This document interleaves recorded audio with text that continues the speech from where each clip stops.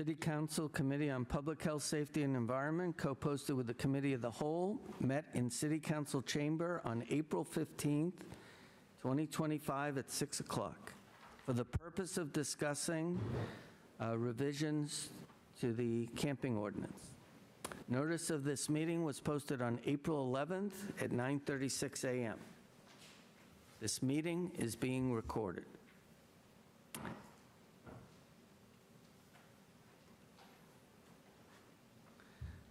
Present from the Public Health, Safety, and Environment Committee, Councilors Jerslow, Stott, Harvey, and myself. Absent is Councilor Davis. Present from the Committee of the Whole, Councilor Merkel, Councilor Morcillo, Councilor Prosnewski, Councilor Varela, and Councilor Hapworth. Councilor Watson-Felt. Okay. So I'm going to go over the order of business. First, we're going to have a presentation by city staff from our police department. And then we will have a discussion with City Solicitor Beth Renard about the proposed revisions. The council will interact with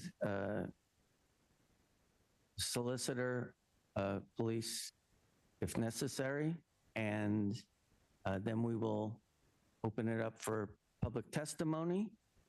And after public testimony is complete, we'll come back to the council for further comments and any motions. And Councilor Davis has joined us remotely. So now I'm going to turn it over to Police Chief Lucas Millett.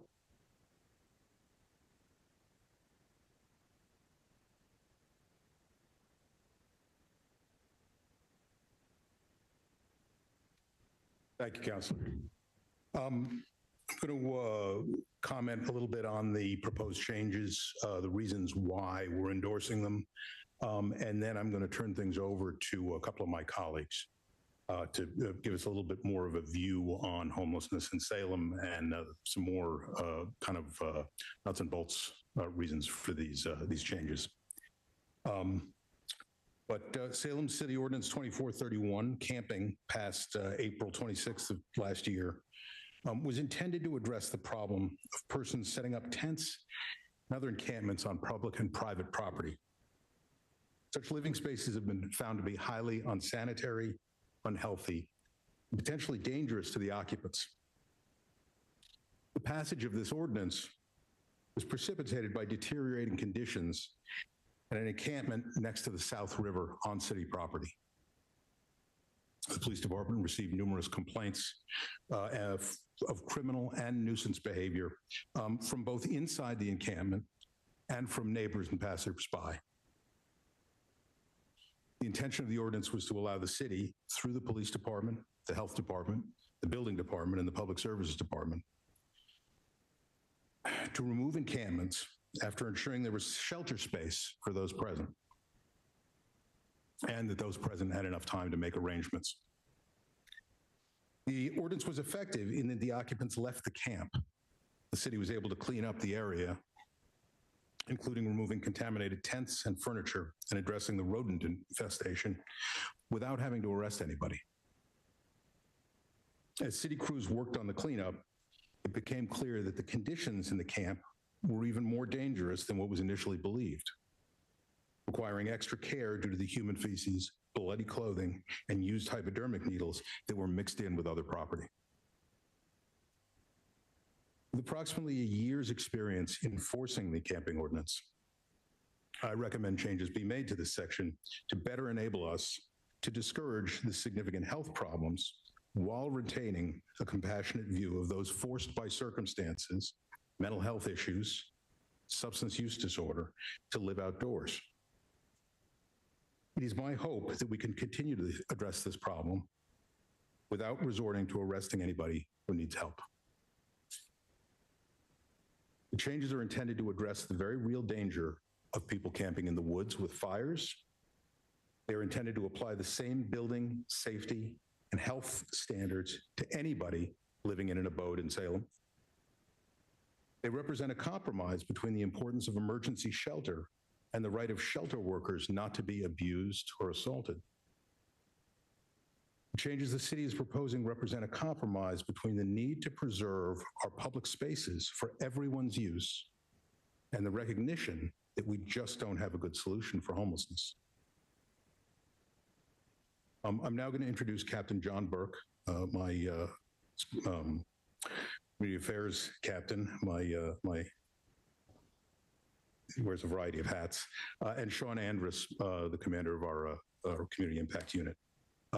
These two men have frankly worked harder than anyone to help Salem's homeless population.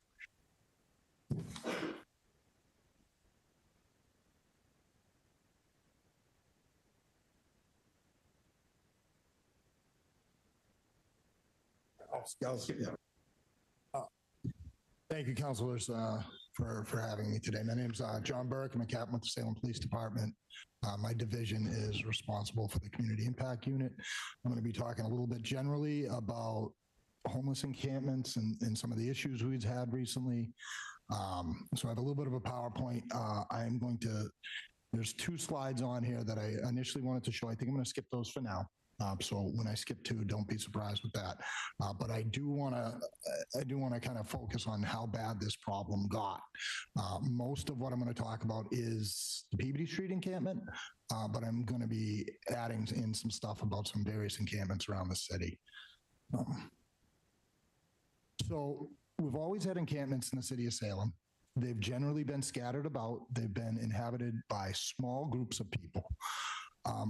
Generally, over the years and since I was a patrolman in the Community Impact Unit, as long as we weren't seeing things like trash, health hazards, criminal activity, we used our discretion to allow people to remain where they were, as long as they weren't causing any problems for their neighbors, or we weren't seeing a drastic decline in their health.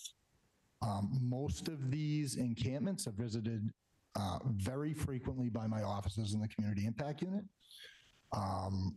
We call them directed patrols, but really they're well-being checks to check on people.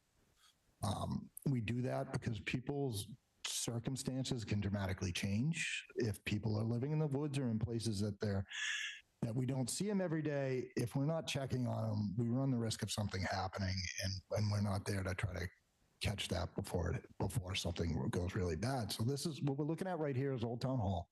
This was the first of our encampment locations that really became centrally located around downtown.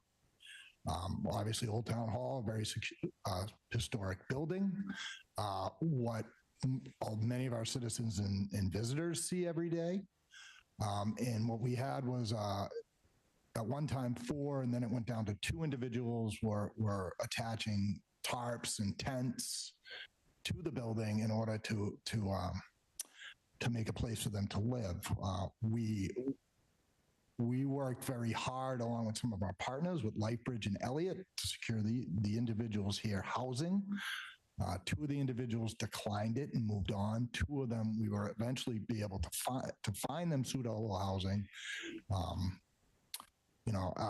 Eventually it didn't work out for them, but they were able to maintain housing for 2 years. But unfortunately, in the end, it didn't work out for them. But I will say, when we found them housing, that took a substantial amount of time and a substantial amount of resources with our partners to get this done. If I had houses and I had places to put people, I would love it. I just don't have that at my disposal all the time. We can do it, but it takes a long, long time, and we need people that are somewhat willing to work with us or at least able to accept it. So this is an aerial view before the closure of the Peabody Street encampment. So you see a substantial amount of tents going from the Congress Street Bridge all the way up to the Wendy's parking lot. The Congress Street Bridge side, we had approximately 10 tents, anywhere from 12 to 18 homeless individuals living there at any given time. Approximately 10 full-time homeless, and then people would move in and out of that locations as they would the Peabody Street Park. That had a few more tents. We would see more of a like a day or a nighttime group that wasn't necessarily living there, but they would go there mainly to party and purchase narcotics. So there was the individuals living there, and then the individuals that were visiting there because it was a place where they could procure narcotics easily and they could use them. Again, another aerial view of the location.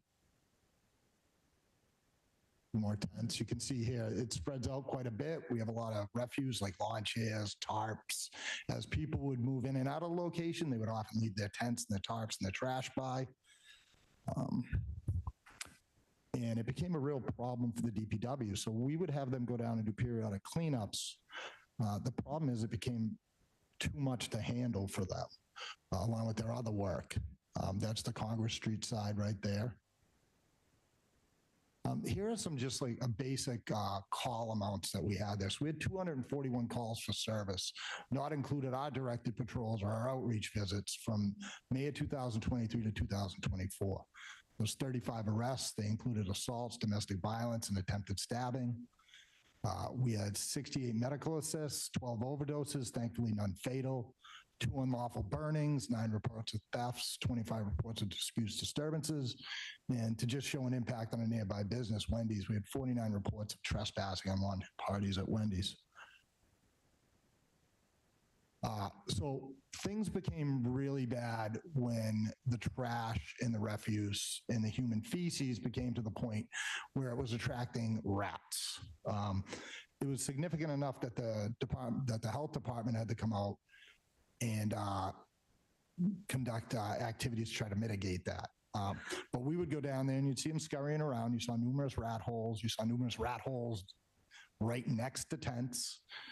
We saw individuals living in the encampment that had obvious signs of rat bites at night. More trash, tents on the public walkway. Again, right, you see in there's a sharps container tipped over. It's hard to see, but you can see some hypodermic needles on the ground. There's a tent right there. There's numerous hypodermic needles, some capped, some uncapped in the tent. Again, hypodermic needles and trash, soiled clothing on the ground. Again, hypodermic needles in a tent. So people are living in here with needles exposed. So let me go back one.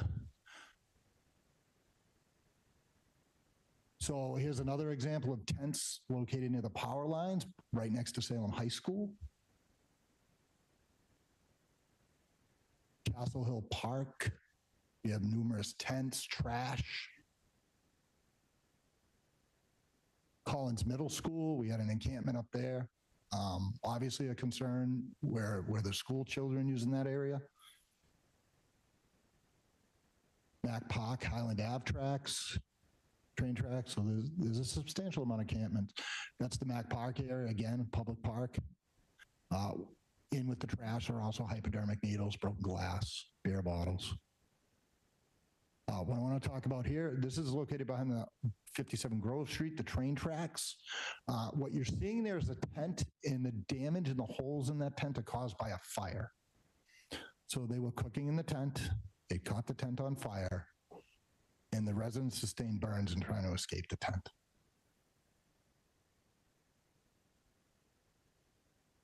This is the old cell tower site behind 400 Highland Ave in Walmart. What you're going to see here in the next picture, you're going to see a fire pit located on that platform. And behind that fire pit, you're going to see a large area of char. We all know we had a significant amount of forest fires this year. And many of those were located in and around homeless encampments. Many of the encampments, we know they're cooking food out there. We know they're using open flames. In some cases, using generators or propane, which is obviously a serious situation. We had one group out near off of First Street, and it took us several attempts to get them to move. They were literally living in an area that was burning. What I want to say is when we closed the Peabody Street encampment, there were upwards of 1,000 hypodermic needles found. 1,000. When the Public Works was removing the tents, they were full of feces. We had a DPW worker that while he was conducting this activity, found a hypodermic needle stuck in his pant leg.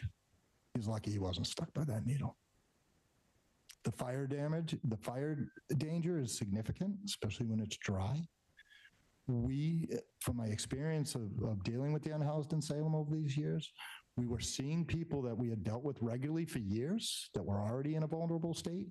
They were hitting these encampments and heading directly down rapidly. We were having some of our outreach work. While we were successful, we were also meeting some resistance down there by folks that concentrated location with people with serious issues. Many times they would discourage their fellow neighbors in the encampments from working with us and getting help, which was obviously an issue. We had numerous fights and violence at these locations. We had an attempted stabbing. We knew there were drug dealers showing up, trying to secure repayment for drugs that were paid on credit. We knew there was a significant amount of people coming in at night to buy drugs and to party with the people down here.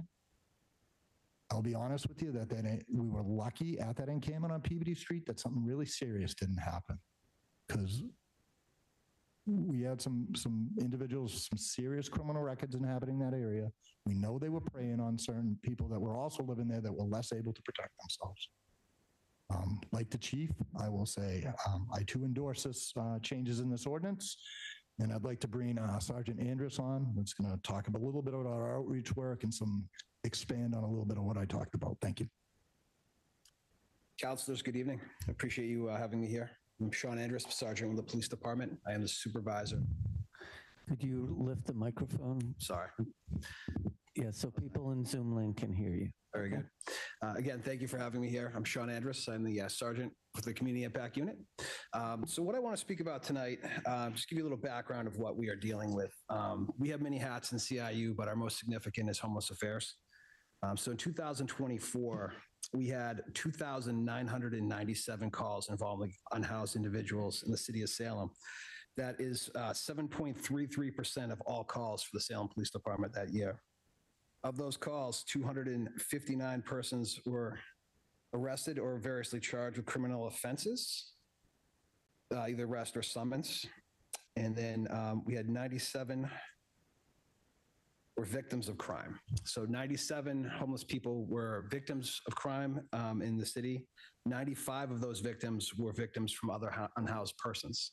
The remaining 2 were unknown assailants. Some of these crimes included assaults, domestic violence, and larcenies. As far as overdoses go, we had 68 non-fatal overdoses in the city of Salem. That is a 3% decrease from 2023.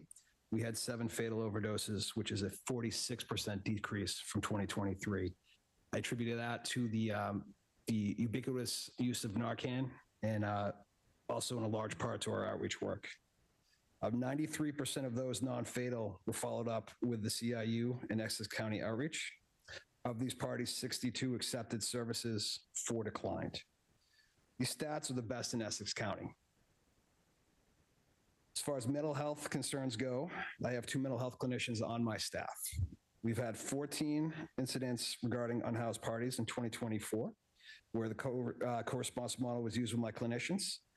Out of those 14 incidents, 3 of those parties received further care that they would not have gotten otherwise. So I'd like to speak about what we do for outreach. We take a holistic approach in dealing with individuals as they are. There's not a blanket. We're not blanketing anybody. Everybody has a unique situation that led them to where they are, and we get to know them as a person. We get to understand what brought them to their position, what their particular vice may be or may not be. And then we try and channel the appropriate services to them as appropriate. It is a very challenging job, as you might imagine. It is not something that comes without a lot of failure in terms of people being maybe not ready for the help they may need at that time. That being said, we're not going to stop doing that, right? We want to connect them with their support network if possible, family, friends. Unfortunately, a lot of people you see on the street, they've stopped functioning for themselves, and they've pretty much given up themselves to their addiction or to whatever mental health issue they may have. So we're taking that holistic approach. With that being said, I would like to open up to any questions you may have for me. I think we're going to work with Beth on the revisions, and then we'll come back. But I did have one thing that I wanted to see if you would cover, Sergeant, and that is I've been off and on part of the task force since Mayor Driscoll started it 10 years ago, 12 years ago. Could you talk about some of the agencies and organizations that you work with? Because Certainly can. one of the things that I notice sometimes is this idea like, has anyone seen Sean Andrews? Right. And, you know, and then if you could go through that process of what maybe some of the different ways that people identify or you guys collaborate. So we work with several different agencies, Elliott, Leahy, Department of Mental Health, NASCAP, obviously LifeBridge. Anybody that will help me. Essex County Outreach has been invaluable in the last year and a half since we've been working with them. I reach out to anybody. I get told no, on to somebody else. It is it's challenging. Sometimes people are in the right spot at the right time. Sometimes it's not, but we keep going. So I'm not above help from anybody. I'm really not. And anybody willing to help in this situation, I'm more than willing to listen to what they have to say. Yeah, Counselor, one of the best things we do, like in reference to your question about finding people, is once a month we have a high-risk homelessness task force where we assemble various agencies, us, Essex County, Leahy, Elliott, LifeBridge, Salem Hospital, and that has been invaluable on, like, when someone falls off our radar, they haven't fallen off everyone's radar, and that's how we can, like, reestablish touch points.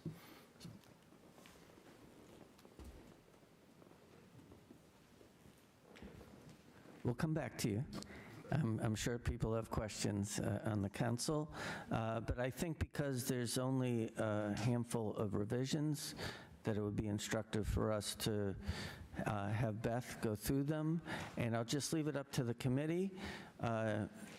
We could go one at a time, and then, you know, I think what we'll do is Beth will explain the revisions, we can have an interaction, then we'll have public testimony, and then we'll come back to the council for any motions after that.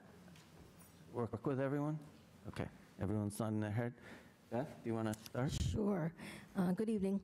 The changes that you'll see, I provided you with the strike-through version, were the result of my meeting with the captain and Sean on numerous occasions over the past several months to see what works in the ordinance and what doesn't for them, and with Councilor Cohen. So going through the definitions, the first one is the change to the eligible property that will be stored by the police department.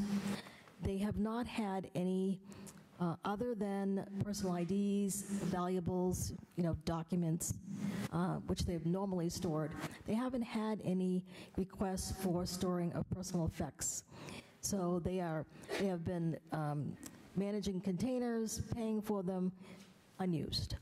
So the first recommendation is to just have the property that's stored by the police department to be those things that are identification, documents, and valuables. The next change goes on in the definition. Go ahead. Sure. Yeah. Any counselors have questions for Beth? Or us? Yeah. We'll start with Councilor Stott, and then we'll go to Councilor Watson-Phil. Thank you, Chair Cohen. To the city solicitor, if you don't mind, just if you could expand on valuable, since we're kind of taking out the explanation of that. What is valuable to me could be very different as to what is valuable to someone else. Could you explain how that will be interpreted? So in speaking with the chief and his department, valuables might be a wedding ring, a family heirloom, documents might be a passport, a license of something. If somebody's going into the hospital or somewhere, they might need to store, you know, documents that they need to keep, like a passport. And values might be a watch that someone inherited or something along those ages. The chief can talk a little bit more about that if you want.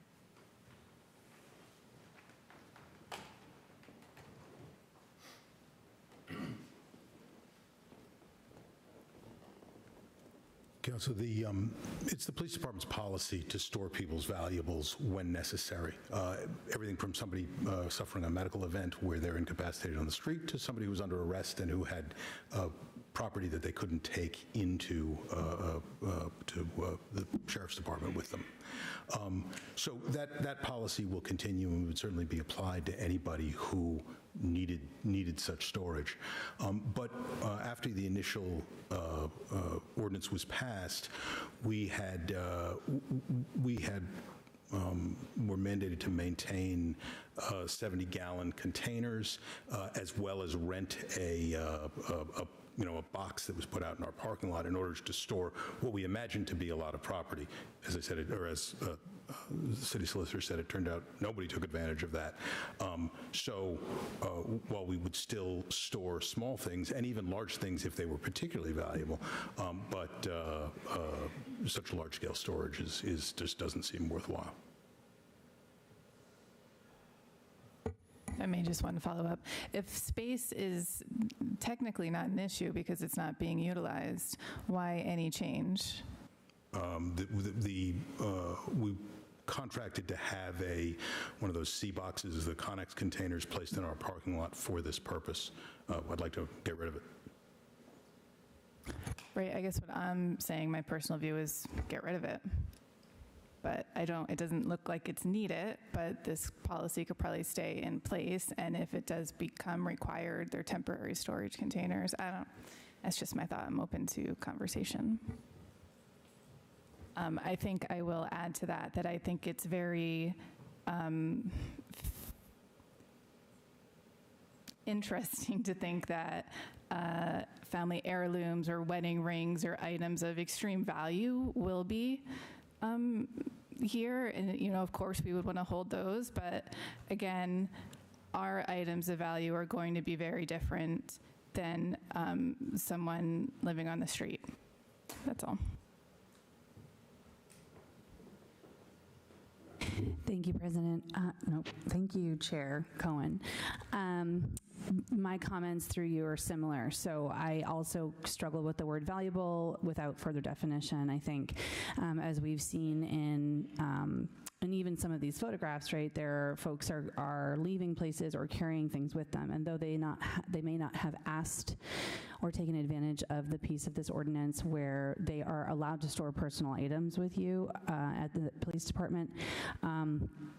I agree with Councillor Stott's comments and have I guess questions just around, like, are we talking market value, or like, how will you discern whether or not to hold something, especially if you're asked or if someone is taken into custody? I know that the flip side of that coin, it was really clearly described by the team that there were a lot of things for sanitary purposes and safety reasons you could not take with you, right? And I that is very clear to me, and I understand that. I think, unfortunately, and I am, understanding of this need for a change. Unfortunately, I think legally speaking, the word valuables is just really obscure and really non-specific. And I don't know, when you're faced with a situation where folks are either being taken into custody, whether they're being arrested or they're being sanctioned, or even they're willingly engaging in services to go somewhere else, this idea of abandoned property versus personal property and what happens with that and what they're allowed to take with them, I think is a difficult one to nail down. And so, yeah, can you tell me, I like and understand that there's this process that already is in place, right? If someone comes in, they've got personal things they can't take with them, you store. Can you talk a little bit more through the discernment in that situation with our unhoused neighbors, like what you would do with their belongings? As I said, we were not, or as Sean said, we were not asked to take anything in, so that decision never had to be made. But we would apply, I think, the same decision-making that we do with anybody else's property, which is reasonableness. Right? If it's if it's practical, we would of course try to help somebody out. I think we make that distinction on an almost daily basis with other types of property, and I think we're very successful. Councillor Hepworth. Thank you, Mr. Chair. Not being a member of the committee, just a question for the chief and then a question for the city solicitor. Around the same lines, is there an internal policy at the police department that defines valuables? Is there a way that's defined? It's really any personal property that one wants to retain. Again, applying a reasonable size barrier to it, and of course the sanitary nature of it. If you show up with a waterlogged couch, we're not going to retain that for you. If you say this bundle of papers is the most valuable thing I own, we're probably going to hold on to that for you. If there were a future police chief who were unreasonable, could they go into a campsite and just clear it all out and say, this is all junk, none of this is valuable? Is that, by the reading of this law, is that possible for someone to do? I mean, I think if you have an unreasonable police chief, you're going to have bigger problems than that. But you know, I have even if I'm unreasonable, I have a staff of 95 very reasonable people working for me. I think they would intervene. And for the solicitor, Beth, was there a concern? I guess I'm also kind of struggling with why, if this isn't a concern currently, why amend the ordinance? Was there a concern that there was liability with this definition being so broad to include things like personal hygiene products and toiletries and personal effects? Is that the concern? Is that driving this change, or is it just trying to understand why this change right now? Well, I think the leading factor is the maintaining the equipment that we're not using for a price. So that was a consideration. And there's also a policy that we're working on that goes hand in hand with this, which we need to work on, and we can better define what the valuable is in that policy. If you look at the last sentence, it says the city storage program policy shall further define the property that's eligible. That's something we internally are working on. We haven't gotten to that yet, but that's something that we need to address. Okay. I guess maybe just a thought for all of us is, I don't know if it would make more sense to change this once we have that policy. It seems incomplete to make a change to something that could be important to people without an understanding of what that policy would look like. But thank you both. Agreed. Councilor Merkel?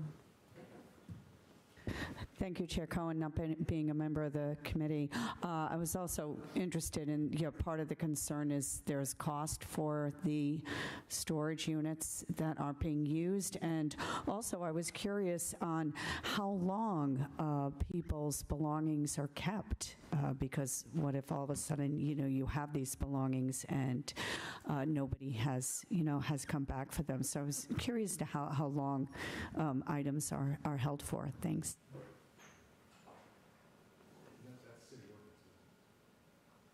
I don't know. I haven't looked at that. I'm not sure.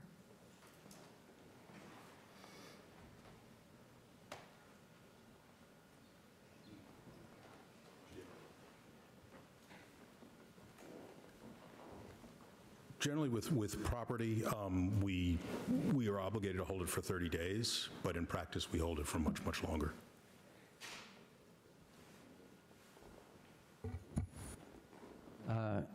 I'm going to recognize Councilor Davis.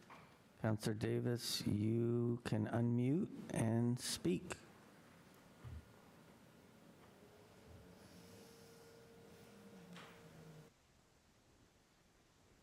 Can you hear me?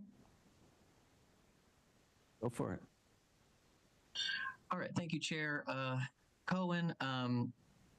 Through you to either Ms. Renard or Chief Miller, just want to make sure that I'm understanding this fully. So what's been said is that no individual has personally asked the police department to store one of their belongings, but if items are abandoned, those are being kept. So I'm curious how often individuals are then coming back for some of those items, and also wondering if there was any thought to some kind of middle ground of if there are items that might be deemed by the police department to not be extremely valuable, if those can be held on to, just for a shorter time period than ones that are deemed valuable. Yeah, thank you.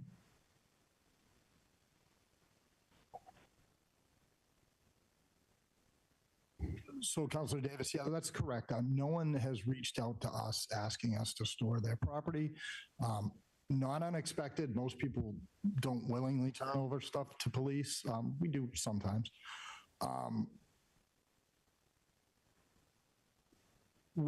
I have not had one person come in to my office or reach out to me, and I don't think Sean as well either, has had anyone come over and say, hey, you got rid of some stuff in it, and it actually was important to me.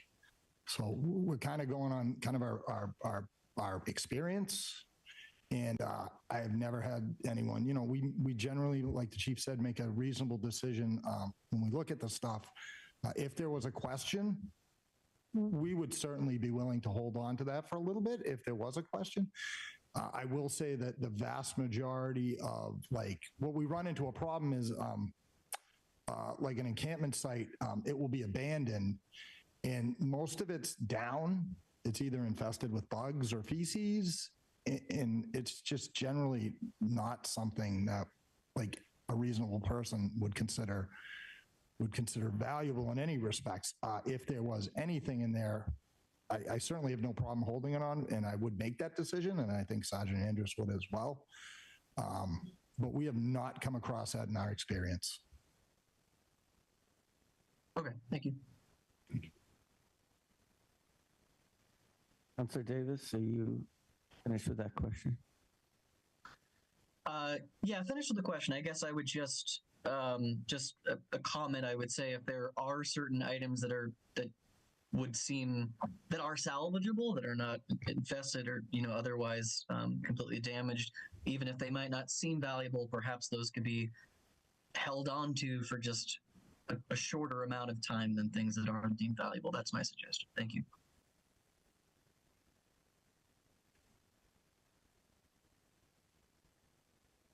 Councilor Stott, did you?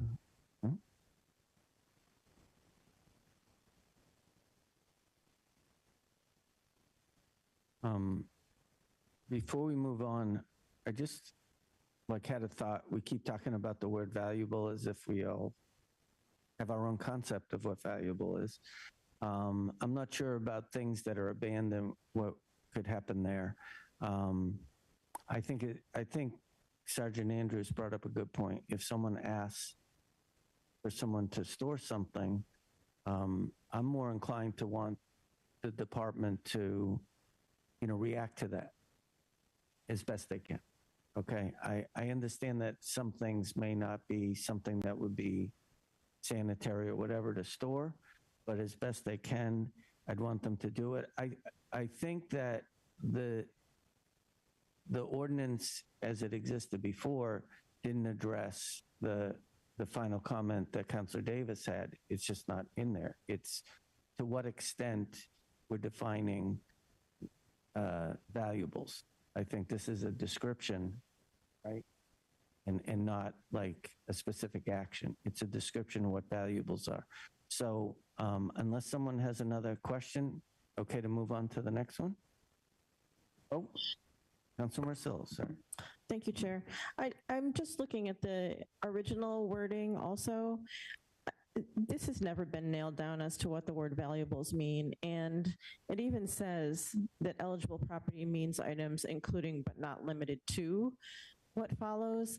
I think that this has always left the discretion to the police department to store what they can as they can. And, all they're saying is that no one's asked for a 70-gallon tote to be filled with possessions and stored in one of those big box, whatever you call them, the Connex boxes. I don't have a problem with the wording now. It's as vague as it was before, I think. It's just giving a list and saying it's not limited to this, so.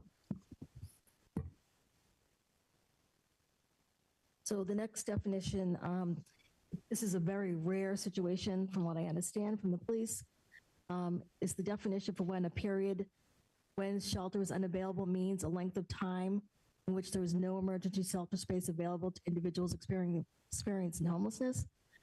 And they've sentenced it, what the police have requested to be added is an individual's behavior preventing admission to an otherwise available shelter shall not be considered an unavailability of shelter, meaning that someone's abusive behavior at the low threshold shelter causes them to be banned from that shelter. That does not mean they now, if that shelter space is available, can now pitch a tent on Congress Street.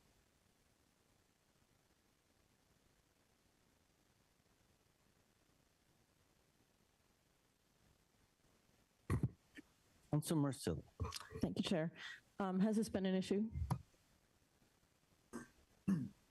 It's not. Sorry, don't know my own height. It has not been, Counselor. To be frank, it's not been an issue at all. If I could, maybe you could address, there are instances where behavior may affect someone being able to get into, go ahead. Hi, Counselor. So we did notice that the 47 Canal Street, the transitional shelter, some of the Lightbridge staff have been faced with some individuals, which is significant disruptive behavior. Most of the individuals that work at Lightbridge in case management or direct care staff have a very, very high tolerance for behavior. They've had lived experience. They've worked in that environment for a while. So when we hear stories from them that they're scared or someone's causing problems and they're disruptive, or in some cases they have to ban people from that location, we take that serious. My own opinion is they, out of the kindness of their own heart and their high tolerance, have probably called us a lot less than they should have. But that doesn't change the fact that they're putting up with some behavior that can be downright scary at times. And so there are individuals that have to be removed from that location. And, we had seen that as potentially people then saying, well, no shelters available, but the problem is no shelters available because you're committing acts of violence or causing disruptive behavior that's impacting your fellow residents of that transitional shelter. So I think that's just important to note. Thank you.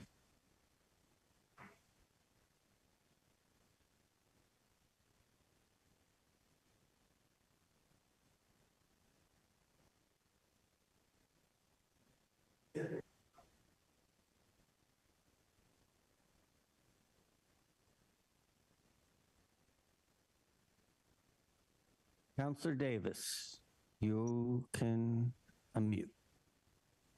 Thank you, Chair Cohen. This one is particularly troubling to me. I understand the intent here that, of course, we don't want someone who's engaging in bad behavior to put other folks in shelters at risk. But the kind of obvious question is, what is the option for these individuals, right? If they can't stay in shelters and they can't stay in an encampment, can reasonably assume that they can't afford traditional housing. I mean, what is the thought there of where these individuals might be able to go?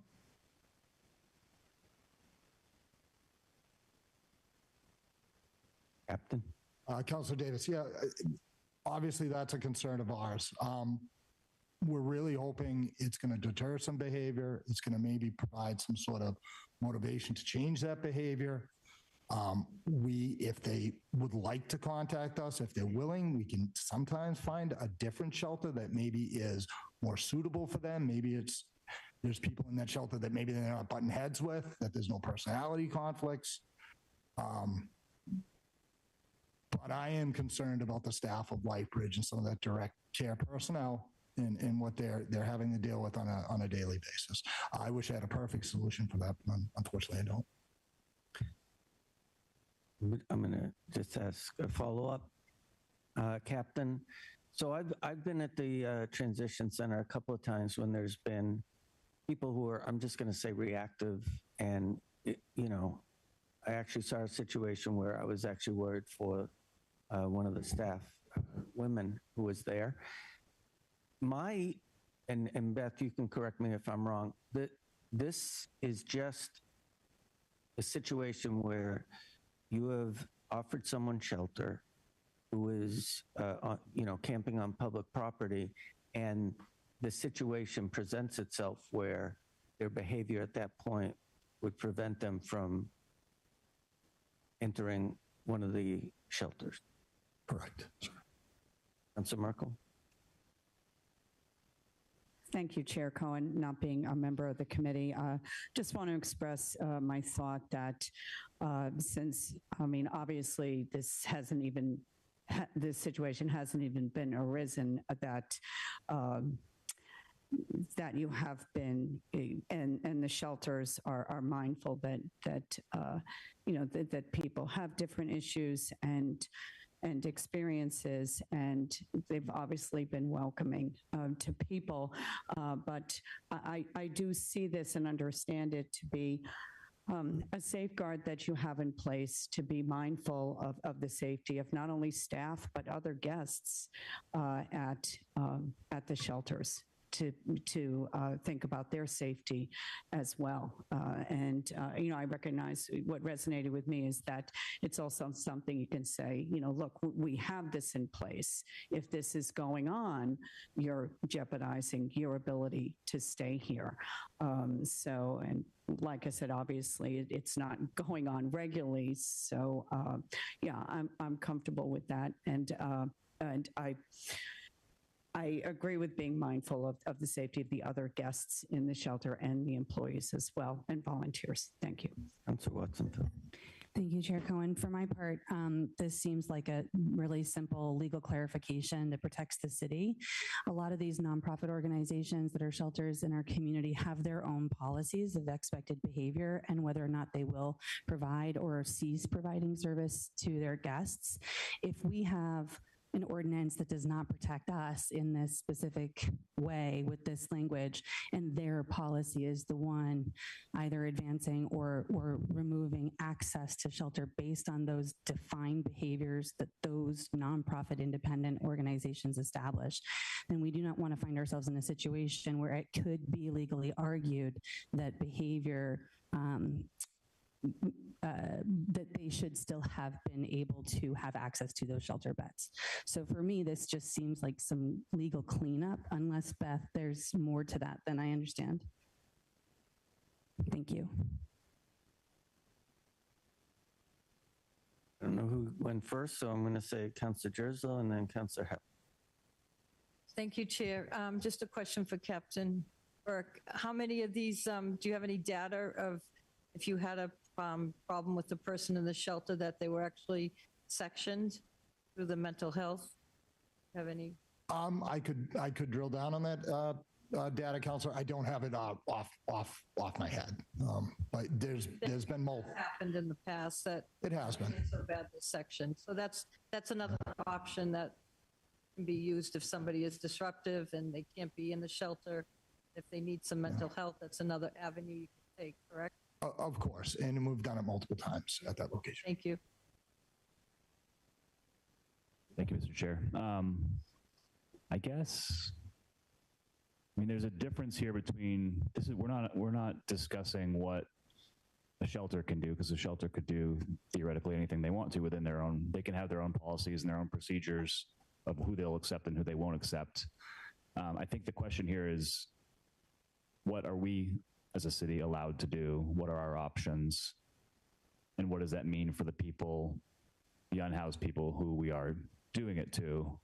And I don't know if I've heard the answer to what happens. So if you, for instance, if somebody's sleeping at Old Town Hall and we say we have shelter available at Lifebridge and we bring them to Lifebridge and Lifebridge says, you can't come in here because of our policy. Where does that person, are they just released to the city? And is it now illegal for them to sleep outside or to camp outside under shelter? I'm just not understanding what the next step is here and how we're protecting ourselves as a city.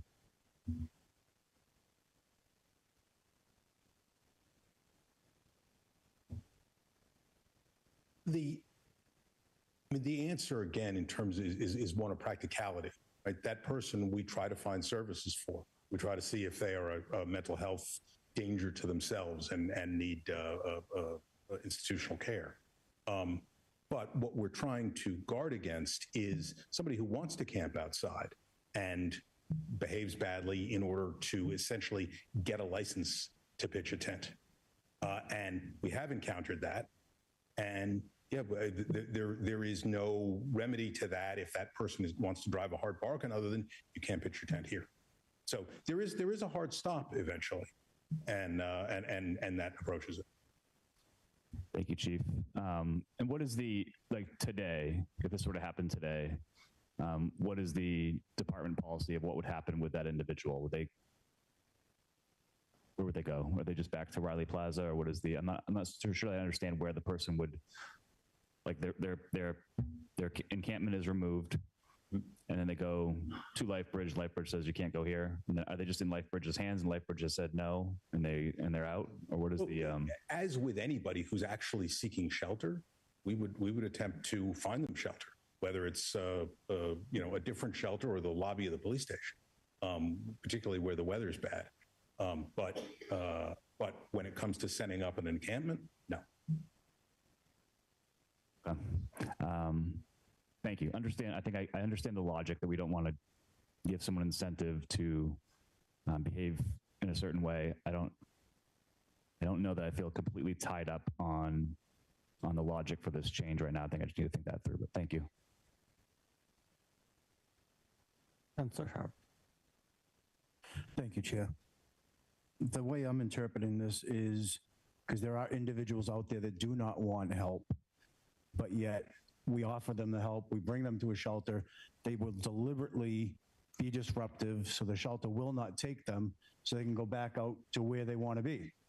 So I think this is, going back to what Councilor Watson-Felt was saying, is more of a protection for the city to a certain extent, and also protection for the shelter's staff and other people that are willing to go into the shelter and are looking for help, because there are individuals out there, and I've seen it, that you see them in a shelter or at the shelter one day, and the next day they're back where they were because they don't want structure. They like the lifestyle they're living now, and it's unfortunate, but I agree with what this says. Thank you. Before I pass it back to Beth, I'm going to say something. I think whenever we write ordinances or change ordinances, sometimes there's a necessity to have language that we hope we don't have to enforce or implement. And I think this sentence, as I think Councilor Watson-Felt started it, is an example of that. I don't believe that this is something that anyone wants an instance to happen like Councilor Hapworth said. I'm just thinking that this is maybe a way to perceive this. Councilor Watson. Thank you, Chair Cohen. Yeah, just a comment and reminder, not that this is absolutely not a solution to the problem in any way, but this is current state, actually. So current state is someone goes to the shelter. Current state is if they violate shelter policy, services are removed, right? That is current state. And in the current state, to speak to Councilor Hapworth's point, yes, they do return to the street.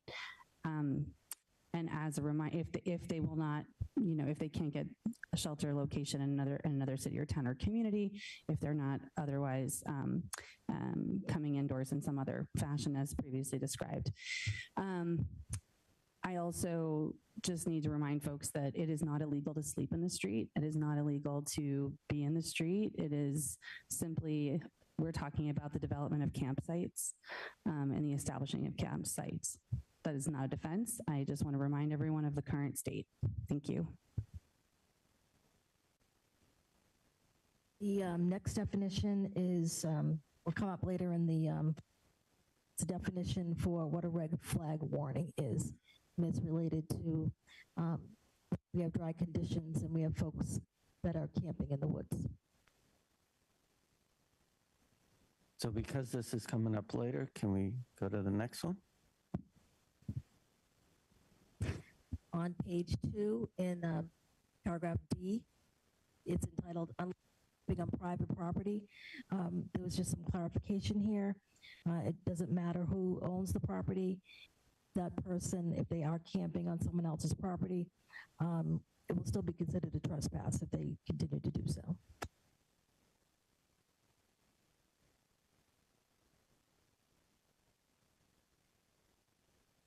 Moving on, in section E, we have added a F1 here. IT guy. I'll just speak a little louder. Says the prohibition against campsites and camping in certain sections will not apply during a period when help is unavailable. And it says, with the exception of times when a red flag is an issue. This is when police calls about camping, law enforcement, and it's they want to be able to those individuals move from that site so they are not responsible for initiating a forest fire.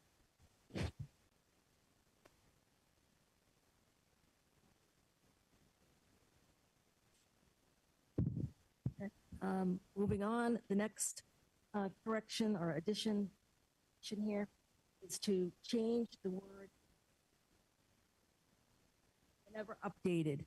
This is with respect to identifying, for the police department to identify where shelters might be in other places. The police do a great job in checking out availability of shelter space, and they can tell you that they're very, very rarely, if ever, an available bed. So this has become a burden to them.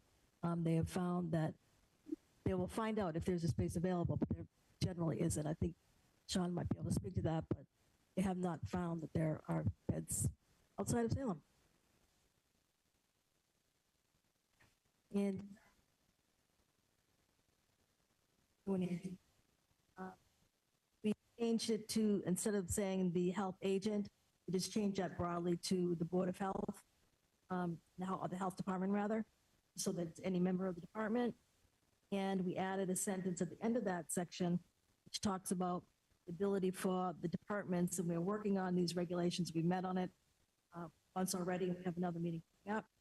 Talk about regulations to make sure we never get in a situation where having 1,000 hypodermic needles in a space. And added the sentence, failure to abide by any regulations shall be grounds for the campsite to be removed. We've added another paragraph that talks about when we get in a situation, hopefully we never will again, when it's determined that there is a public health safety hazard, that and campers will be notified, given 24 hours to and then the city will go in and do what they need to do to clean up the site. I'm going to stop there. There's a lot there.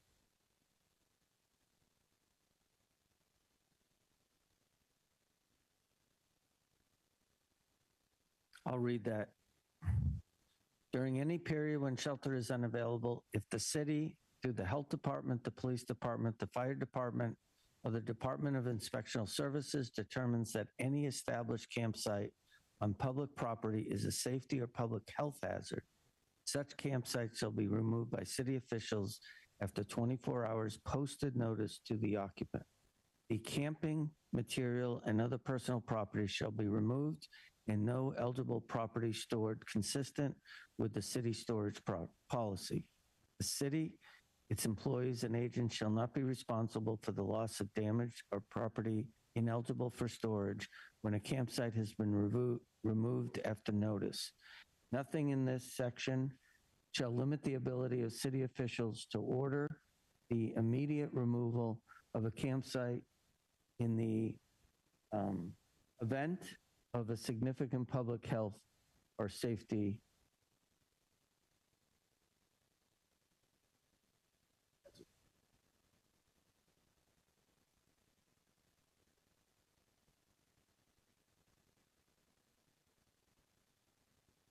I'm so happy. Thank you, Mr. Chair.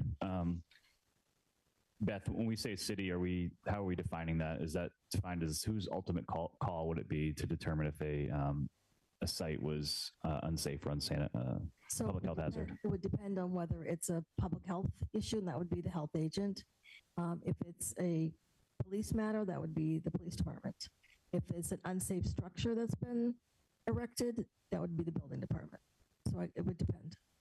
It could be all three. Okay, so it would depend upon the site and the issues that were at hand. I guess just for all of our understanding, if prior to us passing this, let's say late 2023, early 2024, if David Greenbaum had determined that this was a public health hazard, could he have ordered the removal of that encampment at that time? Yes. Okay, thank you. Just to clarify, he could have,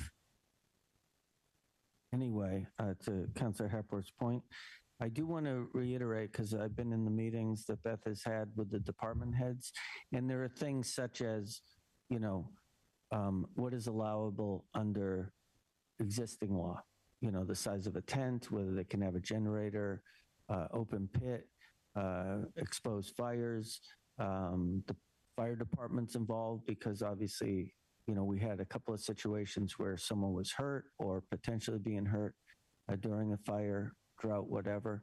And so this is kind of an ongoing thing. I would like to suggest, Beth, if it's okay, is once those regulations are completed, that the list is submitted to the council. Absolutely. Okay. Councilor Merkel. Thank you, Chair Cohen, not being a member of the committee. And I also want to thank the Community Impact Unit, for the work that they're doing and they've talked about tonight. It's a heartbreaking situation. And I just want to point out that all of this is as much about implementation as it is about policy. We can't define every situation or circumstance that might arise. What's important is, what is going to, how is this going to be, executed? And I'd also like to point out when, we had put the 72-hour notice for camping when it was put in place, spent many weeks working with people. It didn't spur on, within 72 hours, people were displaced. They continued to work with people, and the police could elaborate better than I can on this. It was more that they have something in place when something, unsafe, or a hazardous situation or a danger to the people there, that we've heard about tonight. Especially, what resonates with me is the fires. We're expected to have another rocky season with that as well.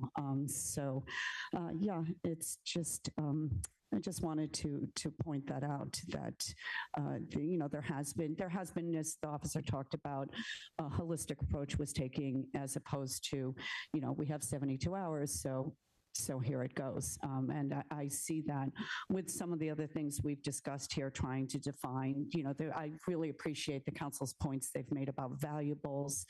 How everybody's different, every circumstance is different, and having to use, coming from a place of compassion, if someone has items like this is important to me, and making that call. So just wanted to put that out there, that, of course, we want to hash through the details, but it's also, about the implementation too, and that the tools are in place for them to continue working, but from a holistic approach that may say, this, you want to be here, this would work out well, but these are the boundaries, this is the behavior, that we need. What other help might you need, or is there another circumstance that might be more helpful to you? The communication, the work that goes into there. And I appreciate too the collaboration, with service organizations that we have. I think that's a really important piece, a piece of making this work for people that are our most vulnerable in our community.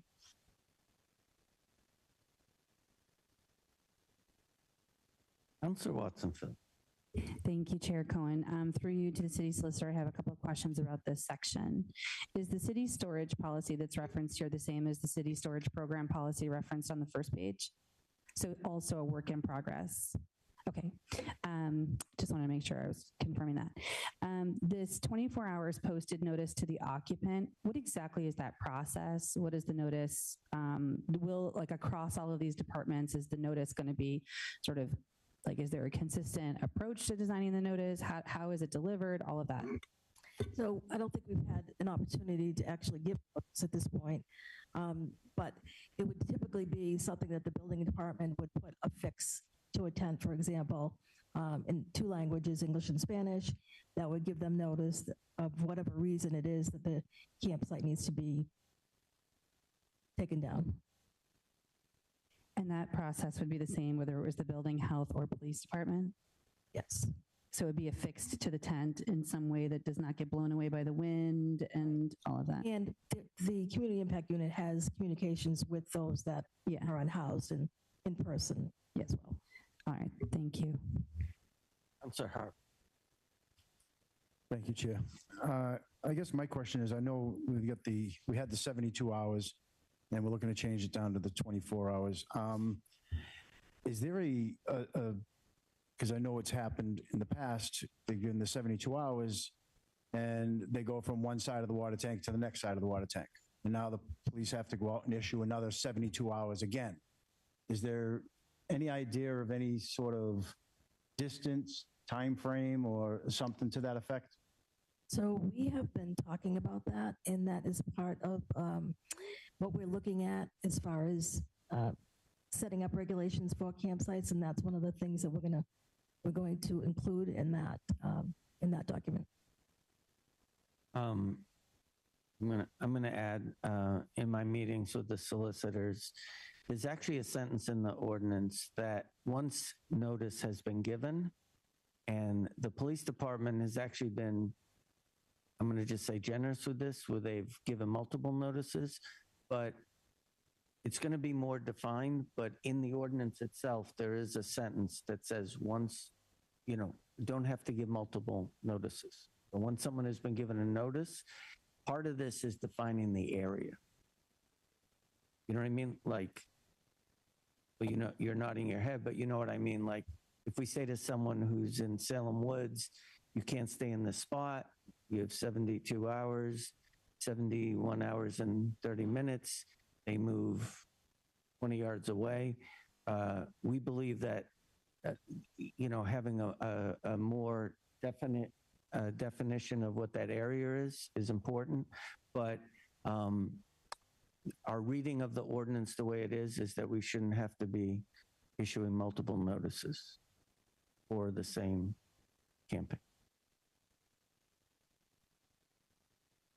Well, that brings me to a situation that when we had the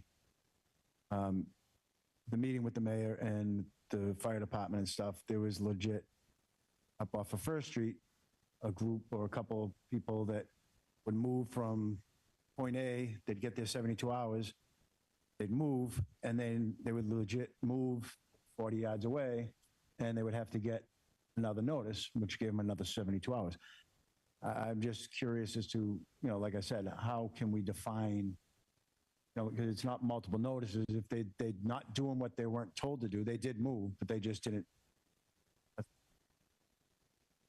So before I go to Councilor Jerzo, yeah, what I was trying to say is that the solicitor's office, we're working on figuring out like a better definition of an area so that when the notice is given, it's not like, move off of this space. It could be a park. In my ward is Palmer Cove Park. If they hang out with against one side of the wall, giving them 72 hours or 24 hours or 10 hours or 1 minute, whatever it is, doesn't mean they can go to the other side of the. Councilor Jerson. Thank you, Chair. I don't know if this is a question for us, City Solicitor. If they get one notice, why can't it blanket the whole city? They cannot camp within the city, have to be given one notice. Like a trespass order that the police give to someone if they're they're disruptive, whatever, they get a trespass notice, they can't come to City Hall. Well, that's for the year, and then they have to renew it after a year. Why can't that one notice they get, they've been camping, get a notice, okay, you can't camp in Salem for the next year? Thank you. Something we'll take a look at. Yeah. I'm going to respectfully disagree with you, Councilor Gerslow, and that is because, you know, we have people, you know, when you talk to the police, we have people who are camping in places that are, you know, really, I had a situation where, you know, someone contacted me who lives in my ward. They were walking on the bike path, and they said there was a person who was in a tent and whatever, and I went out there. I actually called Sergeant Andrews, and the person is so far away from the bike path, and you literally would have to go out of your way to find them, to see them at all, and that person has been there, I don't know, 6 years or something, a long time. So I'm not sure that this ordinance is meant to, you know, chase people out of Salem. I'm just giving you my perspective. I think it's more that if there is a situation that presents some kind of health or safety or some kind of situation, the police are not looking for people to move. That's just my perspective. I don't know if the police want to say anything, but that's just the way I look at it. I'm not sure I would want to have an ordinance that says you can't stay here, you have to go somewhere to another city.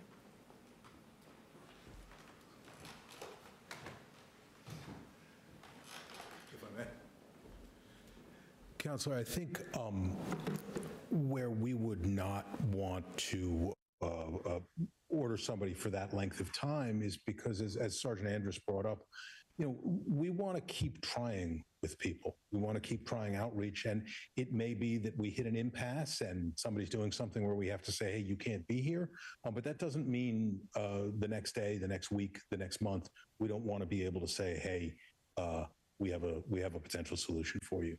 So I don't think we would want to foreclose on moving somebody for that long. And I think it would be unlikely that they would have somewhere to go.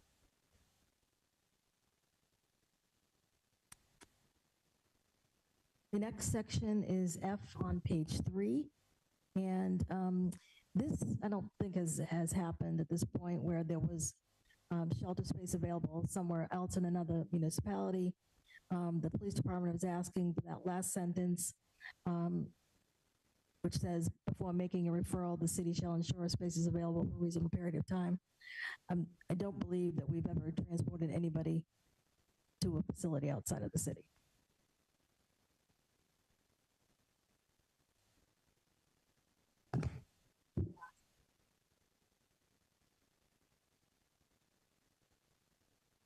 Not for homeless purposes. We have for mental health and substance abuse issues. We've gone out of the city for that. And the last change is on the last page in I, notice to individuals, paragraph 3.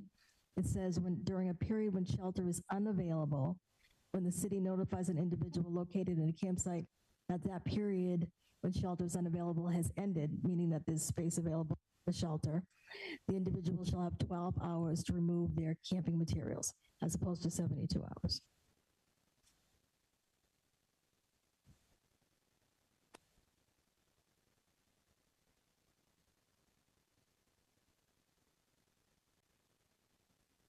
I was waiting for you, Councilor Marcelo. Thank you, Chair. So just looking at all these changes, I think in my mind, this really speaks to balance. And that's the way I'm looking at it. In my ward, this is a balance issue. A lot of the things that are written in here are things that have directly affected residents in my ward. The fires, certainly, you know, we shared it with Ward 4. Salem Woods fires were so close to residences along First Street, and it was frightening. It was frightening. And this has been an issue of open fires and generators in the woods from my part for several years. And I've brought this up with several mayors in the past. Every summer, I'm always thinking about there's no water and people have open fires in the woods, and it just doesn't make any sense to me. And I know that the community impact unit goes out, they will disassemble a generator and take it away, and the next day a generator's back. This is so unsafe. And so having this red flag warning in place to be able to go in and say, you need to leave the woods because it's dangerous. It's not only dangerous for yourself, it's dangerous for other people in the city. I think we learned that lesson last year, and I'm glad that we're addressing that in this ordinance. The other thing with the 12 hours notice, and I don't want to go into a lot of detail because it's someone else's story, it's not mine, but I do have a resident who, in that same area, now that the woods have burned, the campers are outside of the area that was on fire and right in the backyards of residences, which led to last year on Christmas Eve, the household was woken up by screaming from these campers out basically in their backyard on Christmas Eve, well, Christmas morning, I guess, with these little kids waking up to screaming and people telling them, shouting that they're going to kill the other person. These are the kinds of issues where we need to be able to move these campsites, and we need to do it faster than 72 hours. And I know it sounds like it's unreasonable unless you're in that household. There's been campers in Salem Woods ever since I've lived here. We have not had this level of impact, though. So I just think it's a balance issue. It took a while and a couple of moves because they would just move a couple of feet.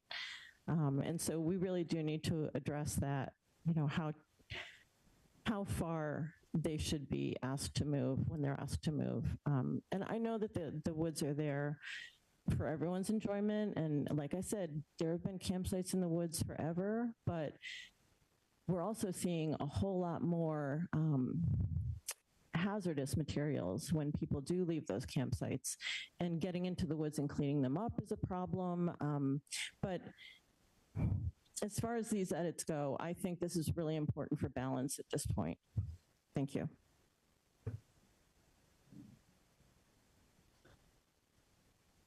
Councilor Davis. Thank you, Chair. I just wanted to clarify the language in this particular section is across the board when there is available shelter, folks have 72 hours. We're not talking about specifically individuals that are, as Councilor Marcel was describing,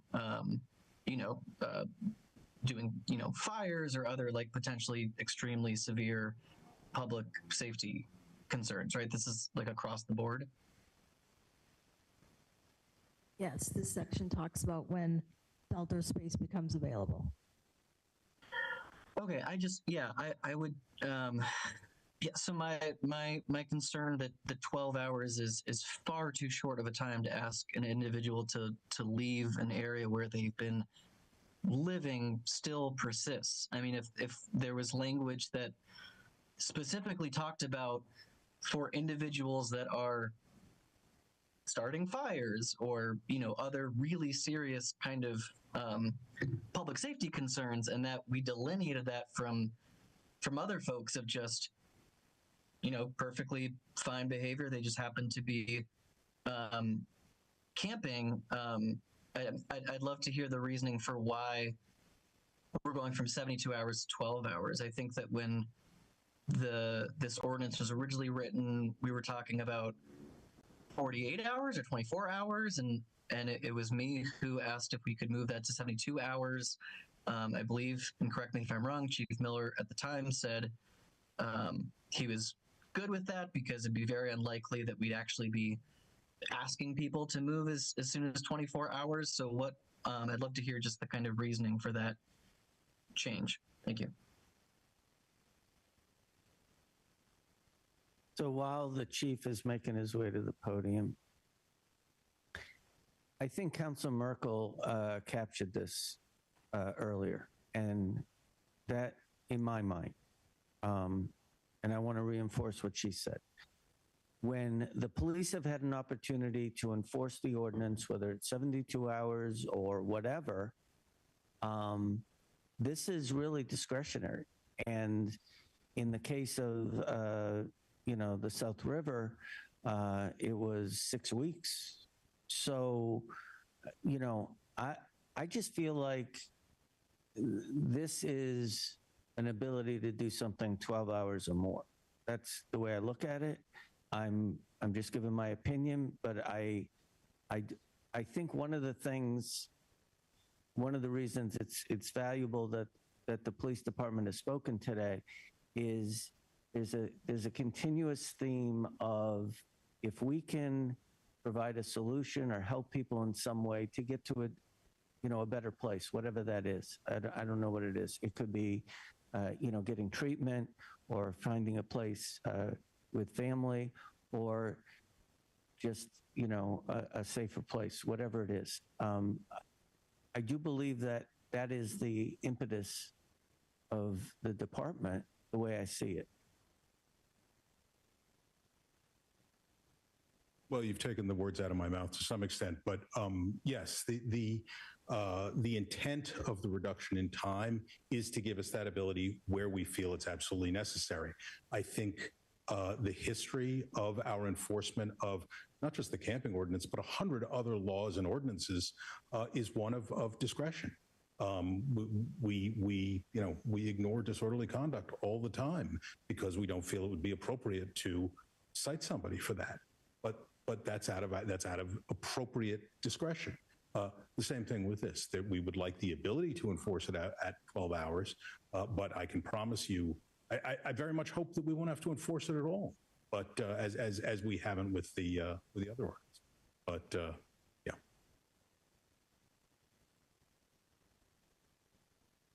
Councilor Watson, Phil. Thanks. I just have a quick question around the act, like what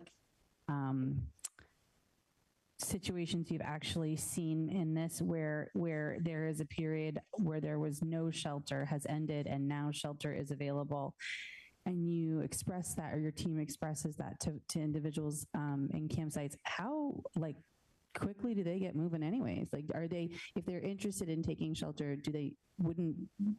I would assume, and this could be very wrong, that they're up and going to get into that shelter space. Certainly, the people that are looking for shelter space absolutely will jump on it if it's available. So this is, to Councilor Marcillo's point, it seems to me an opportunity to further,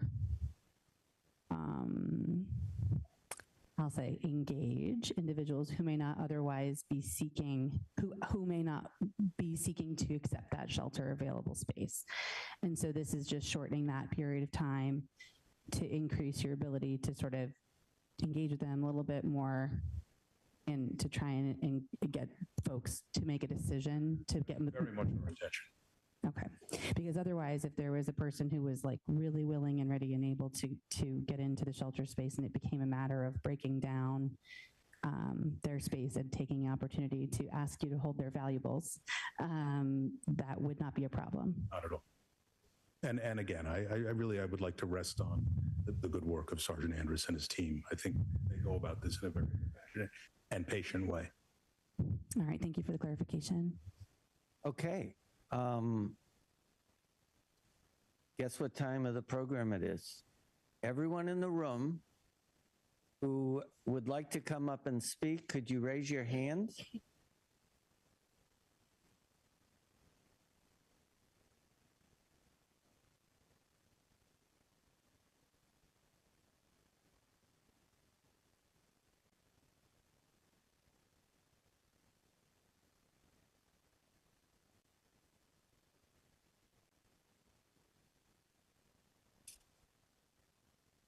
Okay.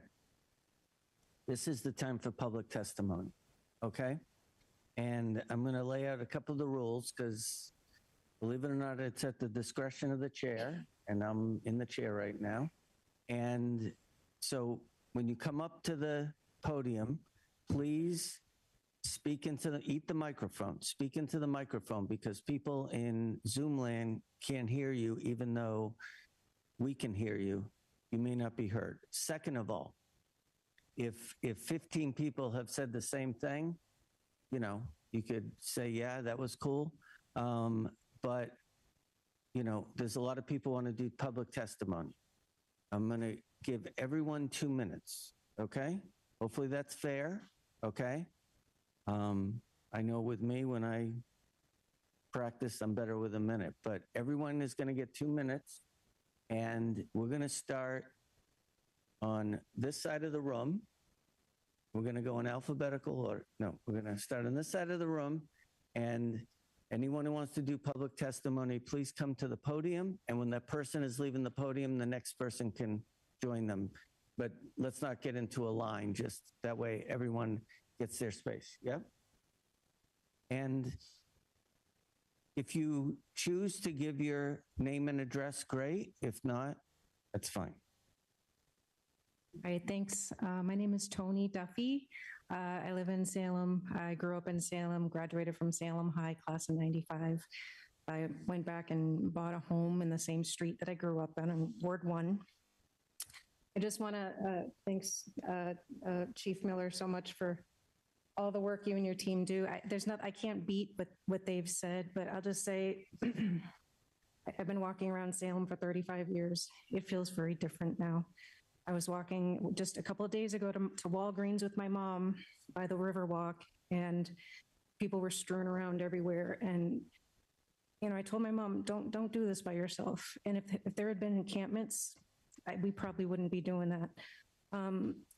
The city feels different now, and I know that, there's only so much reasonable expectations. But what the captain showed on that screen with the tent encampments, that's absolutely unacceptable. And so I strongly urge the adoption of this amendment. I thought every single one of the provisions were very reasonable. Please help us to want to keep living in Salem and enjoying our city and our public spaces and private spaces. Thanks. Thank you. Next.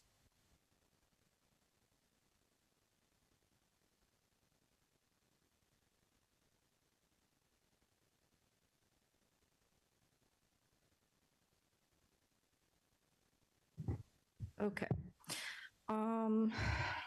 Okay. Can I ask if LifeBridge is here and if they will unban people previously banned so that more homeless people don't die? I'm assuming the answer is no, but if it's not, please do interrupt me. I was going to read a statement about knowing that the whole council cares about its residents, but now I'm not. There were too many statements, including a borderline fascist statement that contradict that idea. I'm really sorry that your job is hard. At least you have a job and a roof over your head. I'm literally baffled that some of you do not want to help these people who are suffering. You absolutely need to rework this entire ordinance. I know you won't. Prove me wrong. Thank you. I just want to make one statement about public testimony, and that is it's not a dialogue. So if people don't respond, it's not a reflection of anything other than we're listening to the public testimony. Next person.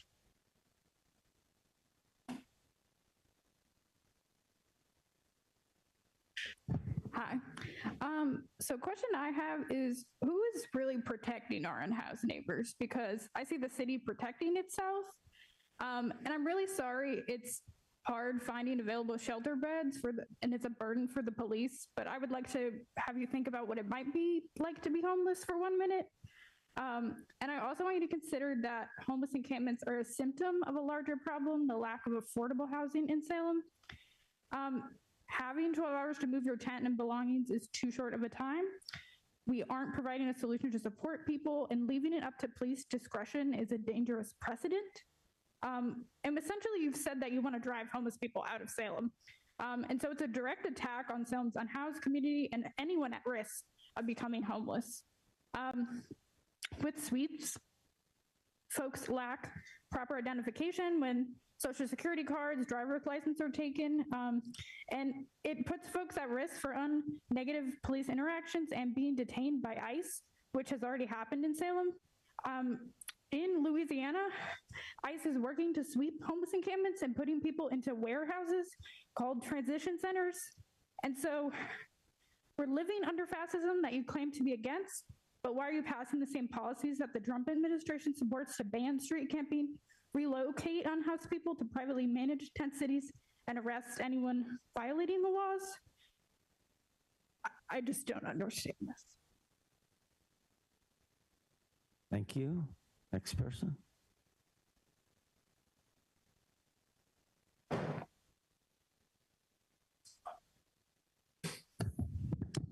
Hello, my name is Jason Doherty. I live on Lafayette Street. I have a lot of thoughts. I can promise you an email will probably be reaching many of you in the coming days. But a couple of things in general. This is a punitive ordinance. It is not a protective ordinance, no matter how much we talk about it wanting to be something to protect people. I appreciate that the police are working as hard as they feel they can to provide support to this community. I'm engaged in active mutual aid work, helping the homeless people in our community, and have personally shelled out about $700 in survival supplies for these men and women in the last 3 weeks since the transition center drastically reduced its capacity. It is astounding to me that at a time when this is happening, we are considering being more punitive and reducing the protections these people have. I get that I'm supposed to trust that the police will never exert these powers, but that is a difficult thing for me, a Salem resident, to trust. I would encourage, especially since multiple documents that were not present tonight were cited by the solicitor as things that this ordinance is referencing, that the council not move forward on approving anything to do with this ordinance change until those documents are publicly available and we are able to see them and comment on them. Thank you. Next person.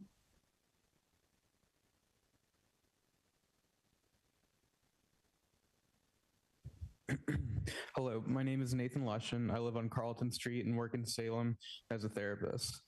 The original ordinance language I don't feel like was followed very well to begin with, and I'm opposed to this amendment.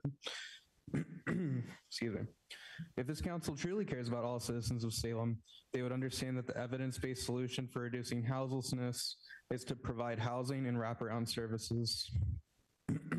Services such as case management, therapy, and career counseling, rather than sweeping encampments and spending exorbitant amounts of taxpayer money in order to finance the police and contractors to demolish the shelters and property of Salem's most valuable population. I think that money should be used towards a more progressive and effective solution. I just listened to the police themselves state at the beginning of this meeting that they don't have the capacity and resources completely to deal with the houseless population as a whole. So why should we expect them to solve this issue? On top of that, sweeps are proven to have very negative effects on the victims of sweeps, and the sweep on the South River encampment was no exception. You can use all the progressive buzzwords you want, but your actions reflect how you truly feel, that you would rather criminalize the houseless instead of doing the real work that needs to be done. Please reject this amendment and repeal the ordinance altogether and work towards effective solution. The police are not the solution. Housing and social services are. Thank you. Thank you. Next person.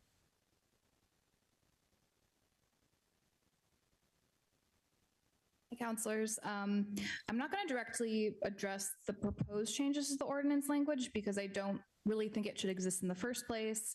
And I think any iteration of the ordinance is a flawed version.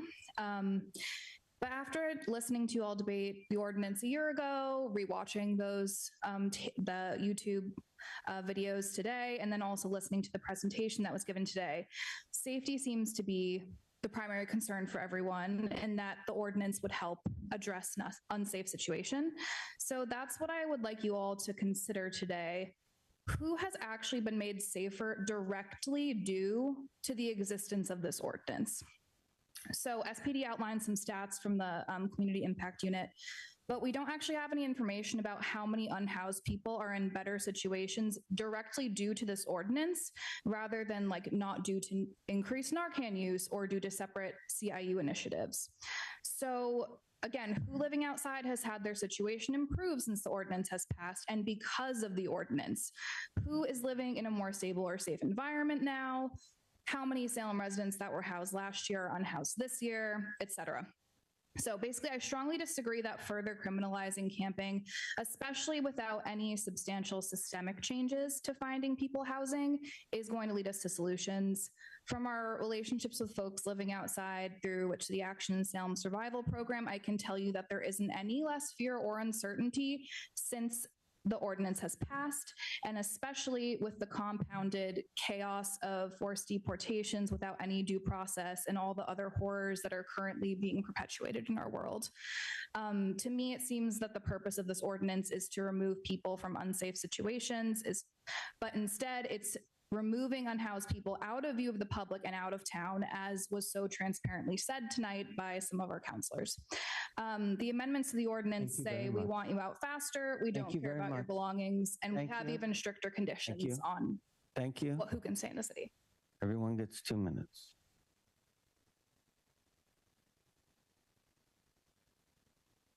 Next person, please.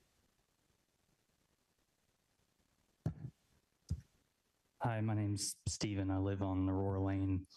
Just want to say compassion isn't weakness, it's leadership, and we should lead with compassion and think about it, how our actions and the things that we do affect the people that are unhoused. This doesn't seem to do a whole lot in terms of safety to me. It does strip people further of their dignity and narrows their property rights further. So just, I'd ask you to lead with vision and reject this amendment. Thank you. Thank you. Next person. Hi, my name's Steve Perry. I work for Essex County Outreach with the Community Impact Unit. And I can tell you right now that at least 10 people are in better situations because of the ordinance. We've got them housing, we've got them treatment, and it was a direct result of that sweep. Because we worked with them for months up till then. So they knew it was coming. When the day came, a lot of them agreed to go into detox or sober living. Some are in a nurse home because of their health situation. But this ordinance will give us the tools to better serve them. We do approach it with compassion. I'm in recovery. I go out and meet the homeless people all the time. I'm on a first name basis with probably 100 of them. They all have my cell phone. They call me and my partner all the time. Is people we've put through detox 10 times. We don't give up on them. We'll send them right back in. But if you let them get too comfortable out there, they're never going to move forward. I like to say you got to make them mildly uncomfortable so they don't grow roots there, because they can have their drugs delivered, their food delivered. They don't have to move. And then they end up living in it's not humane, the situations they were living in. I mean, that camp down by the river, that would flood all the time. And it was mold. It was literally deathbeds over there. And they don't want to be there. They're selling themselves short. They're stuck in a loop they can't get out of, because that's what addiction does to you. And they need a little boost. And we do it compassionately. If we're going to throw a notice on a camp, we've already gone out and talked to them 5-6 times. They have my phone number. They can call. They know there are multiple options for them. If they don't want to take it, then maybe they realize, oh, I have no other option. All right? So CIU is doing an unbelievable job. Next person.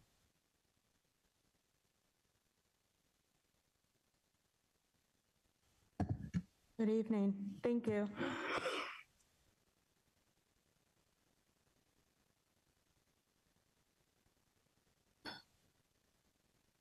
Why review a camping ordinance without having a citywide plan to address homelessness? Salem has finite resources. We need bold leaders willing to openly discuss homelessness and its effect on Salem. We need a comprehensive understanding of what Centerboard, LifeBridge, and Harbor Light are planning. We need honesty about the impact of concentrating a shelter for 50 families next to a shelter for 125 individuals. We should not have a single neighborhood bearing the burden of homelessness.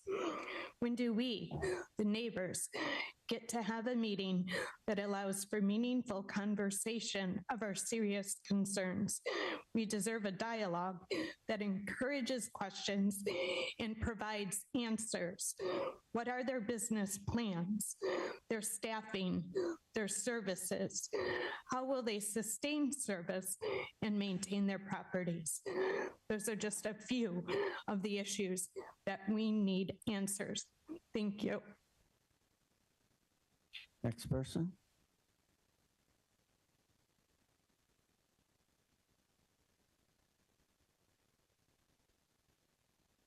I'm Skylar Clark. I live at 282 Derby Street. So what you're being asked to recommend to the council is almost verbatim what so many of you called inhumane last year. It's hard to see this as anything but an ask to remove protections that the city had no intention to make good on in the first place. From FOIA documents, we learned that July 1st was the date when the city storage policy was first created by the police, and the date of the sweep was June 26th. There has been no effort from any department to create the list of available shelter, updated daily as required by the ordinance, and now after a year of failing to create it, they are requesting that we remove the requirement entirely.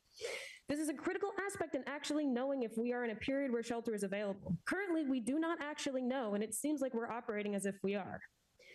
The request for immediate removal of encampments deemed a hazardous necessarily includes all encampments. Homelessness will always be hazardous, and our city in this ordinance has no desire to make it any safer. If people are moving their campsites back and forth, that means that they have not received an adequate offer of shelter, and the legality of those notices should be in serious question, especially without the list of available shelter. This amendment is an ask to codify our city's failure to uphold even our weakest promises to people who functionally have no access to any legal defense when those promises are broken. And we would still prefer to waste our time in these meetings criminalizing homelessness inch by inch instead of making bold action and following proven models to actually put an end to this for good. The discussion tonight centered around campers in the woods after we heard time and time again last year about how the police were not interested in people minding their own business in the woods. It included images of the South River encampment, the thing that the existing ordinance already destroyed. As of today, we're hearing that there are 25 beds left in the transition center. Either people are sleeping in tents or they are sleeping unsheltered on the ground. As long as homelessness exists in America, there will be tents, period. What our city needs to do is take responsibility for our citizens. If we want safety, the only solution is a managed and sanctioned camping, followed by nothing less than a wide-scale, city-backed effort putting in the hard work to get these people homes. Next person.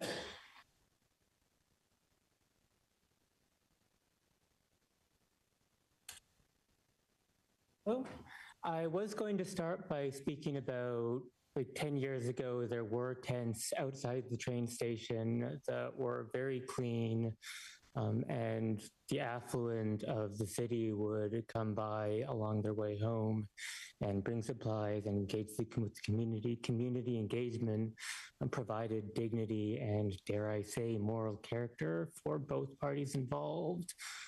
But I would like to speak about the risk of fire happening right now. One of the things I've heard from the local homeless community is that people feel that this ordinance, the fear that they will lose their belongings if they try to seek shelter, if they try to go to the police, is driving them deeper into the forest, that they're looking for the national park jurisdiction to protect them. And I deeply respect the police's work to try and enforce this ordinance. But with respect, I think that strengthening the ordinance is only going to make the problem worse. I think we need to bring the tents back towards community centers where we can deal with the problems of sharps. We should definitely put up sharps disposals. The removal of trash cans around the city has only made the problem of filth worse. How much time do I have? I went through that faster than I thought. I guess I'll conclude by saying that, we elevate ourselves by demonstrating that we've elevated those around us. I believe that we've been given a great gift of a homeless population over the last few years that can show the rest of the state, show people who want to move here, who want to spend their money here, that this is a cultural heritage site. And I saw Gloucester benefit greatly when they decriminalized. Next person.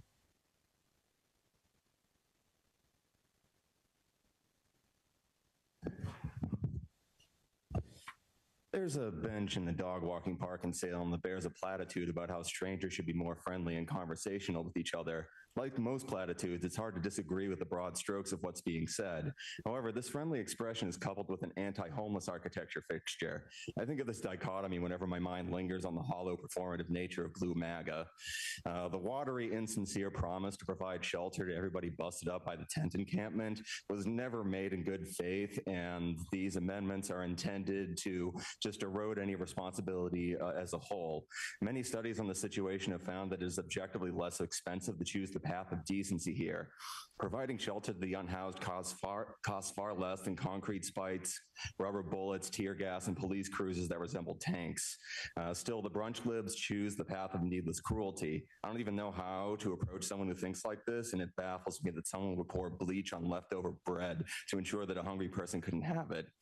I noticed that the city of Salem recently designated itself as a sanctuary for trans people, which is a nice gesture, but I suggest that it's just a gesture. Salem officials often have pleasant rhetoric, but their actions frequently go elsewhere.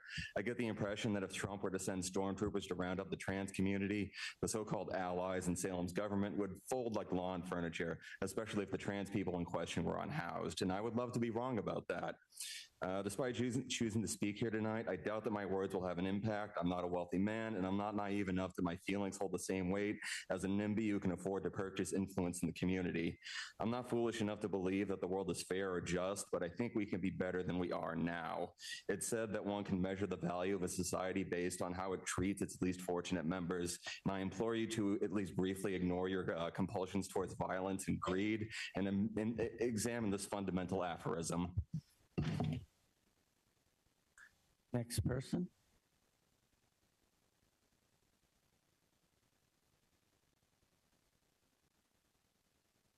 Okay, thank you everyone for your public testimony. I'm going to ask anyone in Zoom land, if you do have something you'd like to say, please raise your hand.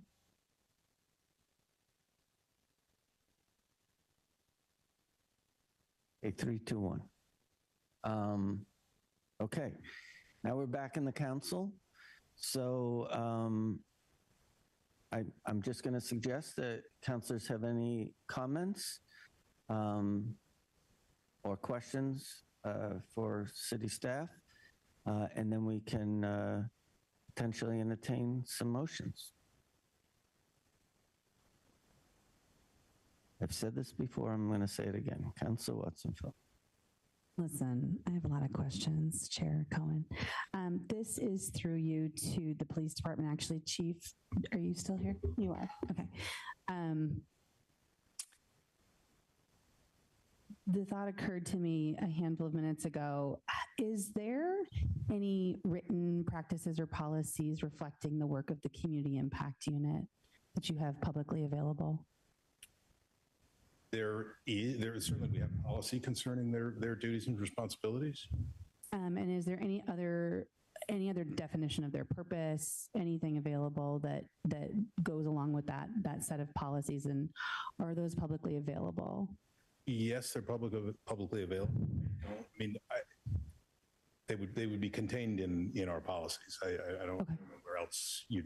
Where can I find what is available publicly for the Community Impact Unit that sort of defines the policies of the Impact Unit? I don't know the section, but. Thank you. Available on the website? Oh, okay. Okay, we'll take a look into it. Thank you.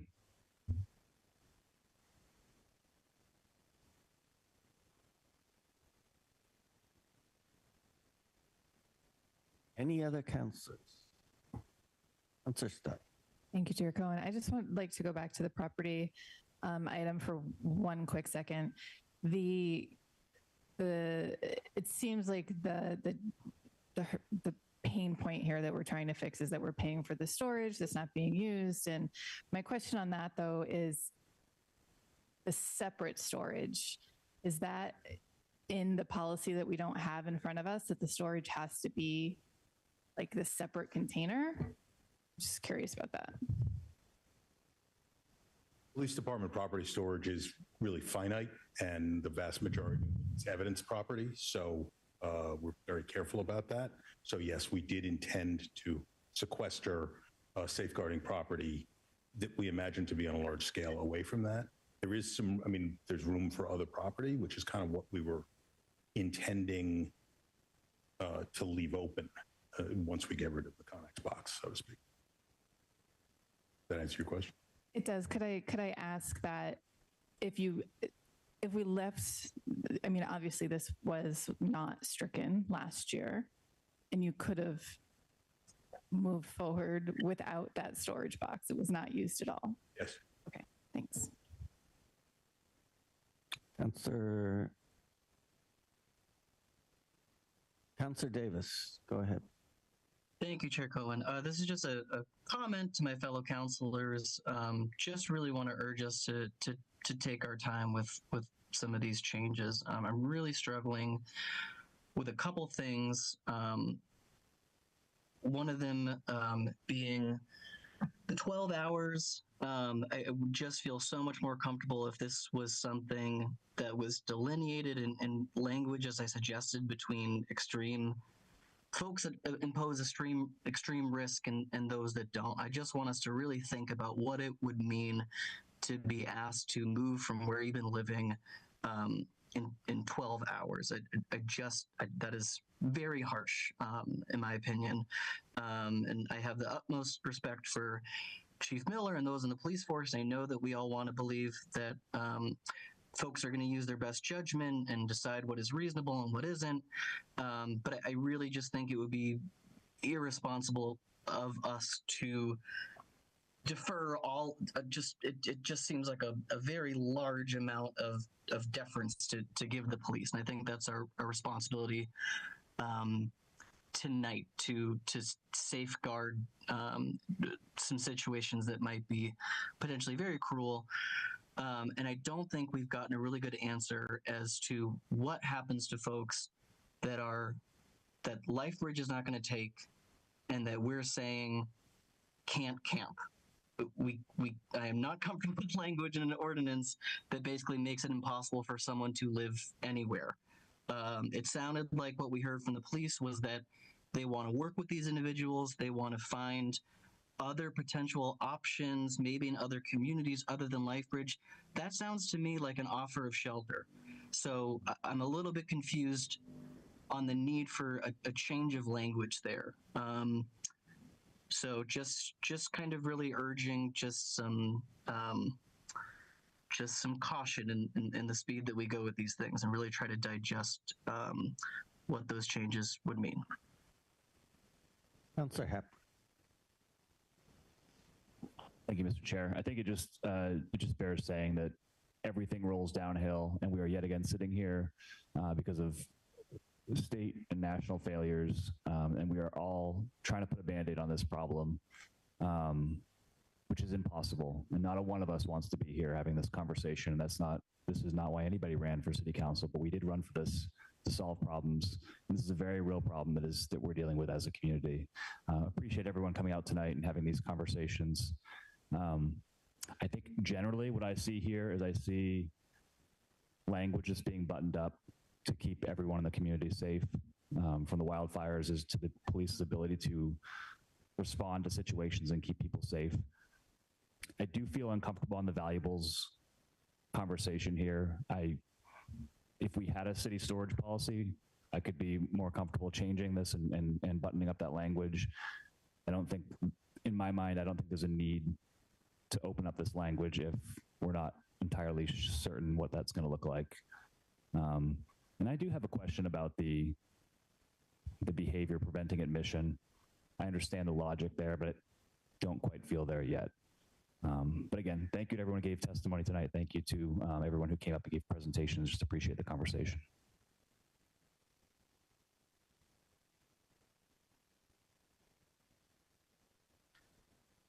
Okay, I'm going to do my public testimony now. When Boston was experiencing issues and trying to deal with mass and Cass, I was really conflicted personally with what an ordinance would look like and how it would affect unhoused people. I've said this before.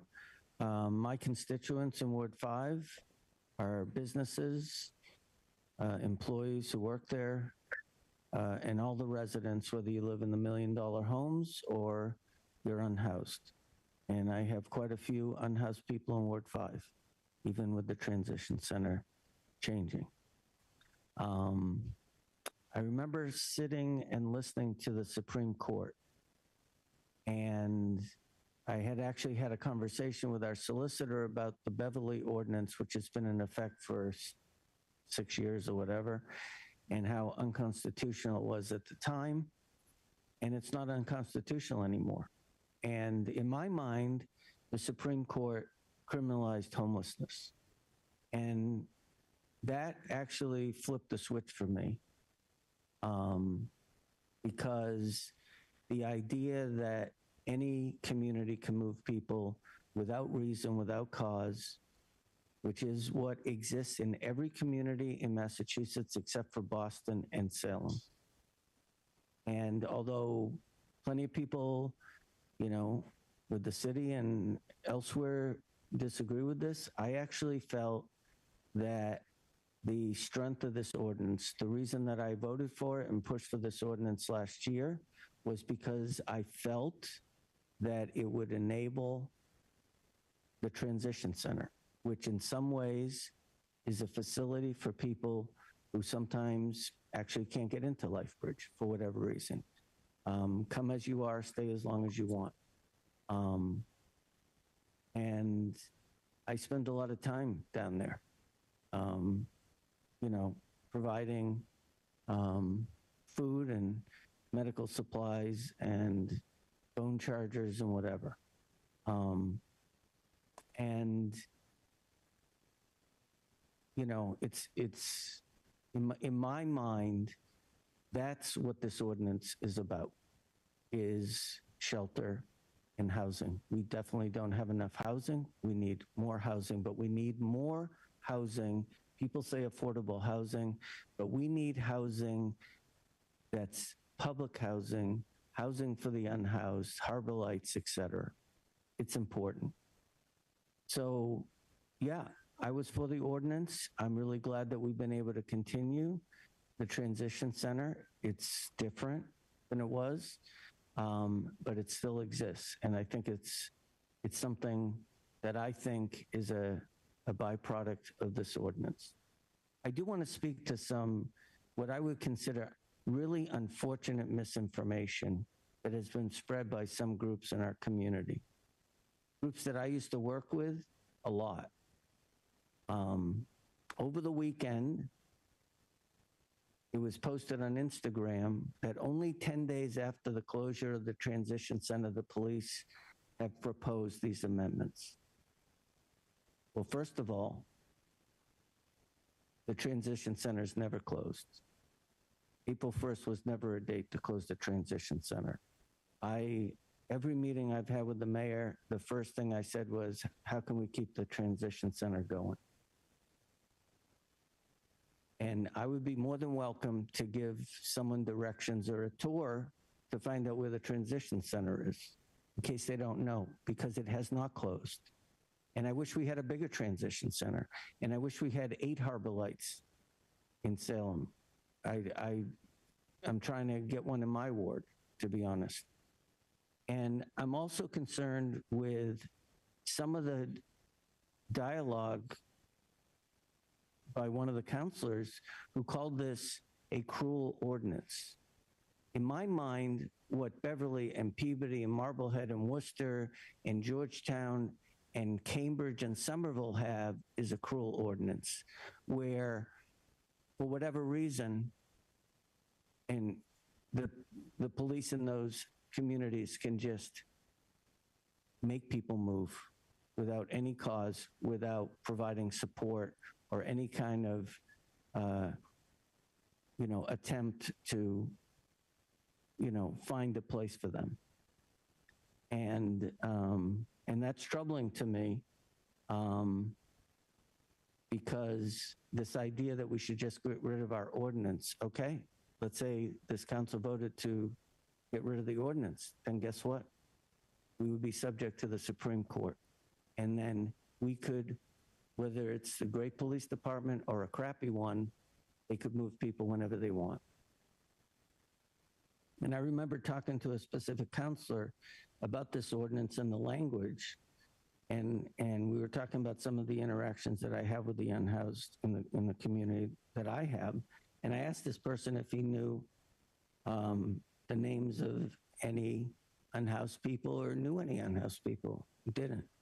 So, I said this at the last council meeting that we talked about this on March 10th when LifeBridge and Harbor Light presented. I think there's people in our community that when they walk by a homeless person, they see litter or a nuisance or someone that's not as valuable as they are. 100% of the time, when I walk by a homeless person, I ask them how they're doing. Even the ones that irritate the crap out of me. I ask them, have you had a meal today? And, people say, oh, if we could all be homeless. But the fact of the matter is, everyone who sits at this table, probably many of the people in this room and are listening, we're in some ways too privileged to actually really know what it's like. I don't know what it's like to be homeless. I am fortunate that I'm not homeless, and I wish more people in our community knew not just the stuff that Sergeant Andrews talked about, because I can remember a meeting where in the task force where we're talking about a particular individual, and as Sergeant Andrews said, someone said, we've lost track of this person. And this happened with 3 people. And Department of Mental Health caseworker said, I'm the caseworker for this person. Another person, Jill from the hospital, said they're in the ER. This is the thing, the ability to want to track people and to figure out where they are and how they can get to a better place is important. So I'm just making a statement. I didn't mean to be this long-winded, but I actually feel that this ordinance is less cruel than everything else that's out there. That this is just a piece of paper and a tool, and it's really about our city and all the people who live here to do the right thing by the people in need. Thank you.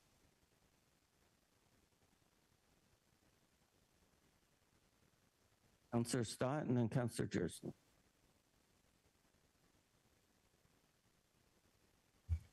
Thank you, Chair. I'll make my comment and I'll save my motion.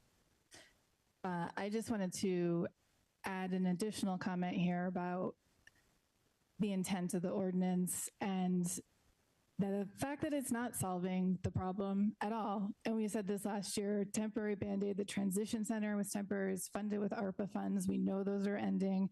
It's not closed right now, but it will be at some point. The reason I'm bringing this up is because I love seeing the engagement here at the meeting and hearing the comments, but it's frustrating when those are not spread out. We get really into the weeds here in this meeting on this one particular, as Chair Cohen mentioned, piece of paper, but there are a lot of other items going on throughout the city that affect the same thing to a positive outcome. It was mentioned tonight, the 123 proposed beds at Lifebridge, the 50 families that could possibly be housed at Centerboard. I know in my ward, there's a lot of development going on, some of it not affordable, but also a lot of it affordable. The Crescent lot that we're hoping to get shovels in the ground and actually built will have 120 units. 60% of those will be affordable. Some of those as deep as 30% AMI, which is extremely affordable. So having voices at meetings like that, not just council meetings where we're really diving into a ordinance to help safety and public health and fire concerns, but join those other meetings, the planning board meetings, the neighborhood meetings, speak with your neighbors, really take down those barriers to make sure that the voices are heard, that we want more affordable housing, that we need wraparound services. It's not just a one and done. It's not just, oh, this ordinance is passed and we can't do anything else. The conversation's over. They don't listen to us. We are listening. We do want solutions, and we're trying. Tonight's a very siloed conversation about this particular camping ordinance. That said, I would also like to make I don't know actually if this would be a motion, but a motion to remove the removal in the definition section for eligible property and just keep the ordinance as is.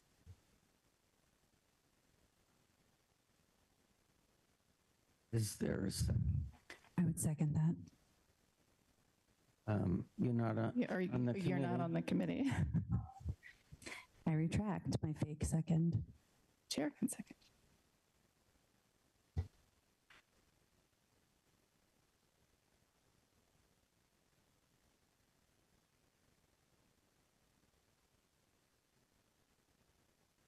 The motion on the floor by Councillor Stott is to keep eligible property paragraph as in the original ordinance. Is there a second?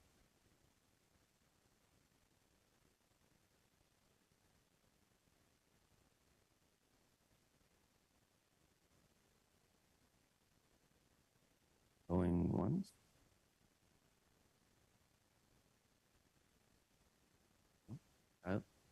Councillor Davis is still on.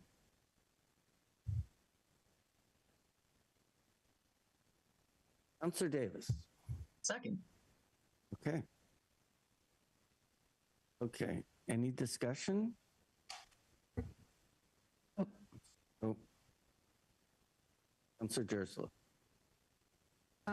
Thank you, Chair. I just wanted to say, I would revert back to what the chief said. They haven't used that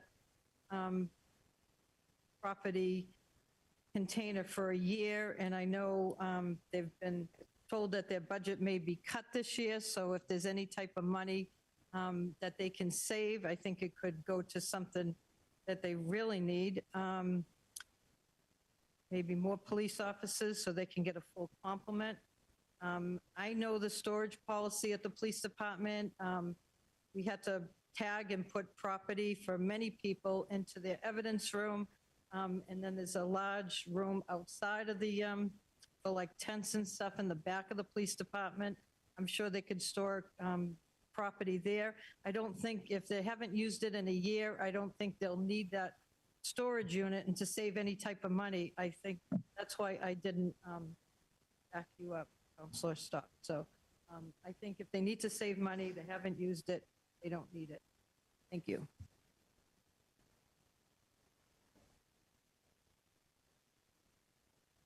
Any other Yes, Councillor Stott. Thank you, Chair Cohen. So I guess to expand on my motion, I completely agree with my fellow Councillor Jerslow. They have not used it, and it totally seems like it's not necessary with the existing ordinance language.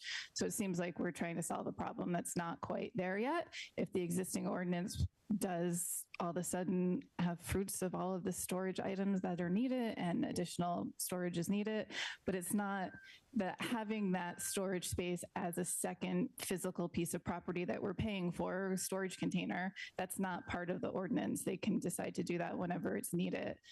hasn't been needed in this year. So yeah, don't pay for it anymore. But I think we can keep the ordinance as is. Can I ask Councillor Stott a question? Would you be favorable to this change if there was a different definition of valuables? Thank you, Chair Cohen. I will say that if this one didn't pass, I was going to make a second one to include personal effects back in. I think that's a key one. You know, clothing, hygiene products, toiletries, items of basic necessity, I think those can all easily be replaced, but personal effects definitely cannot. And I think the definition that the city solicitor first gave of valuables were objects of monetary value. It differed from the definition that the chief gave when he provided some examples. And that's the part that makes me a little uneven. I think personal effects keeps it a little open. So I guess in that note, I would say, yes, I would be open to it, but I would, you know, not withdrawing my motion at this point. I'll give you a hint that if you did change the motion to personal effects, I would vote for it. Changing it right now. Point of clarification from the chair. This work in progress, how is it referred to? Sorry. The policy, city storage program policy shall further define property that is eligible for storage, which is a work in progress. We do not have that, right? So there's an existing policy. If this was passed, we would amend that. There's a policy that you reviewed last time when this was correct. So that policy does not have additional amendments, or it does? If this passed, we would further amend that policy. Based on these edits directly. Okay, thank you for that clarification.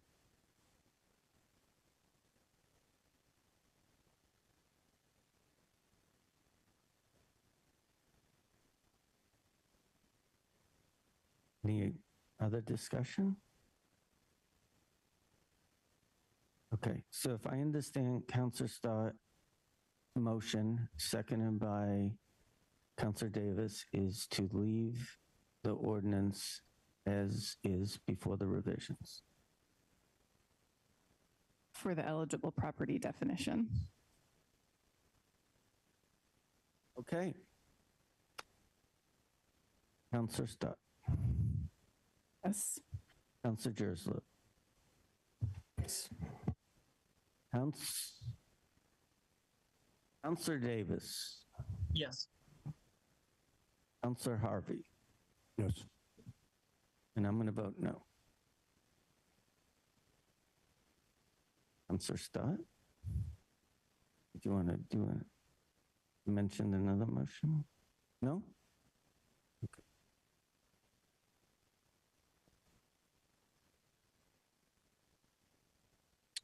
I'm in an entertaining motion mood. Councillor Stott. Thanks. I guess if no one else has any other motions, I will make a motion to refer the matter back to council. It's been a while since I've done this. As amended with a recommendation for first passage, adoption for first passage. Super.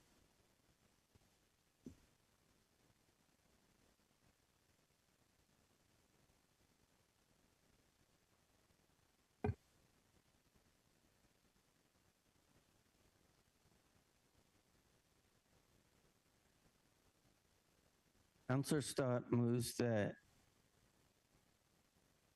we refer the revisions as amended to the full council with a positive recommendation. Is there a second?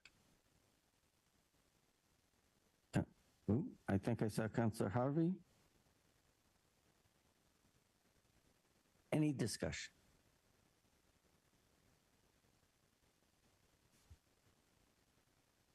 I just would like to make one point that if there are any other, I know that as a member of the committee, we're the ones that can make motions, but I want to kind of make sure that any motions that others might have that are not on the committee have been considered before we get back to full council. Okay.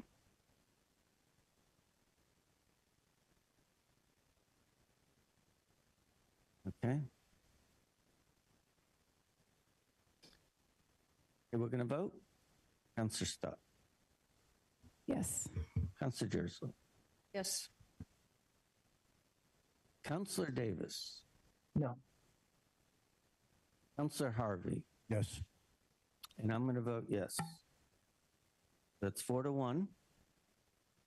And before I entertain one more motion, I want to thank all the city staff who's worked on this and everyone from the public who's weighed in.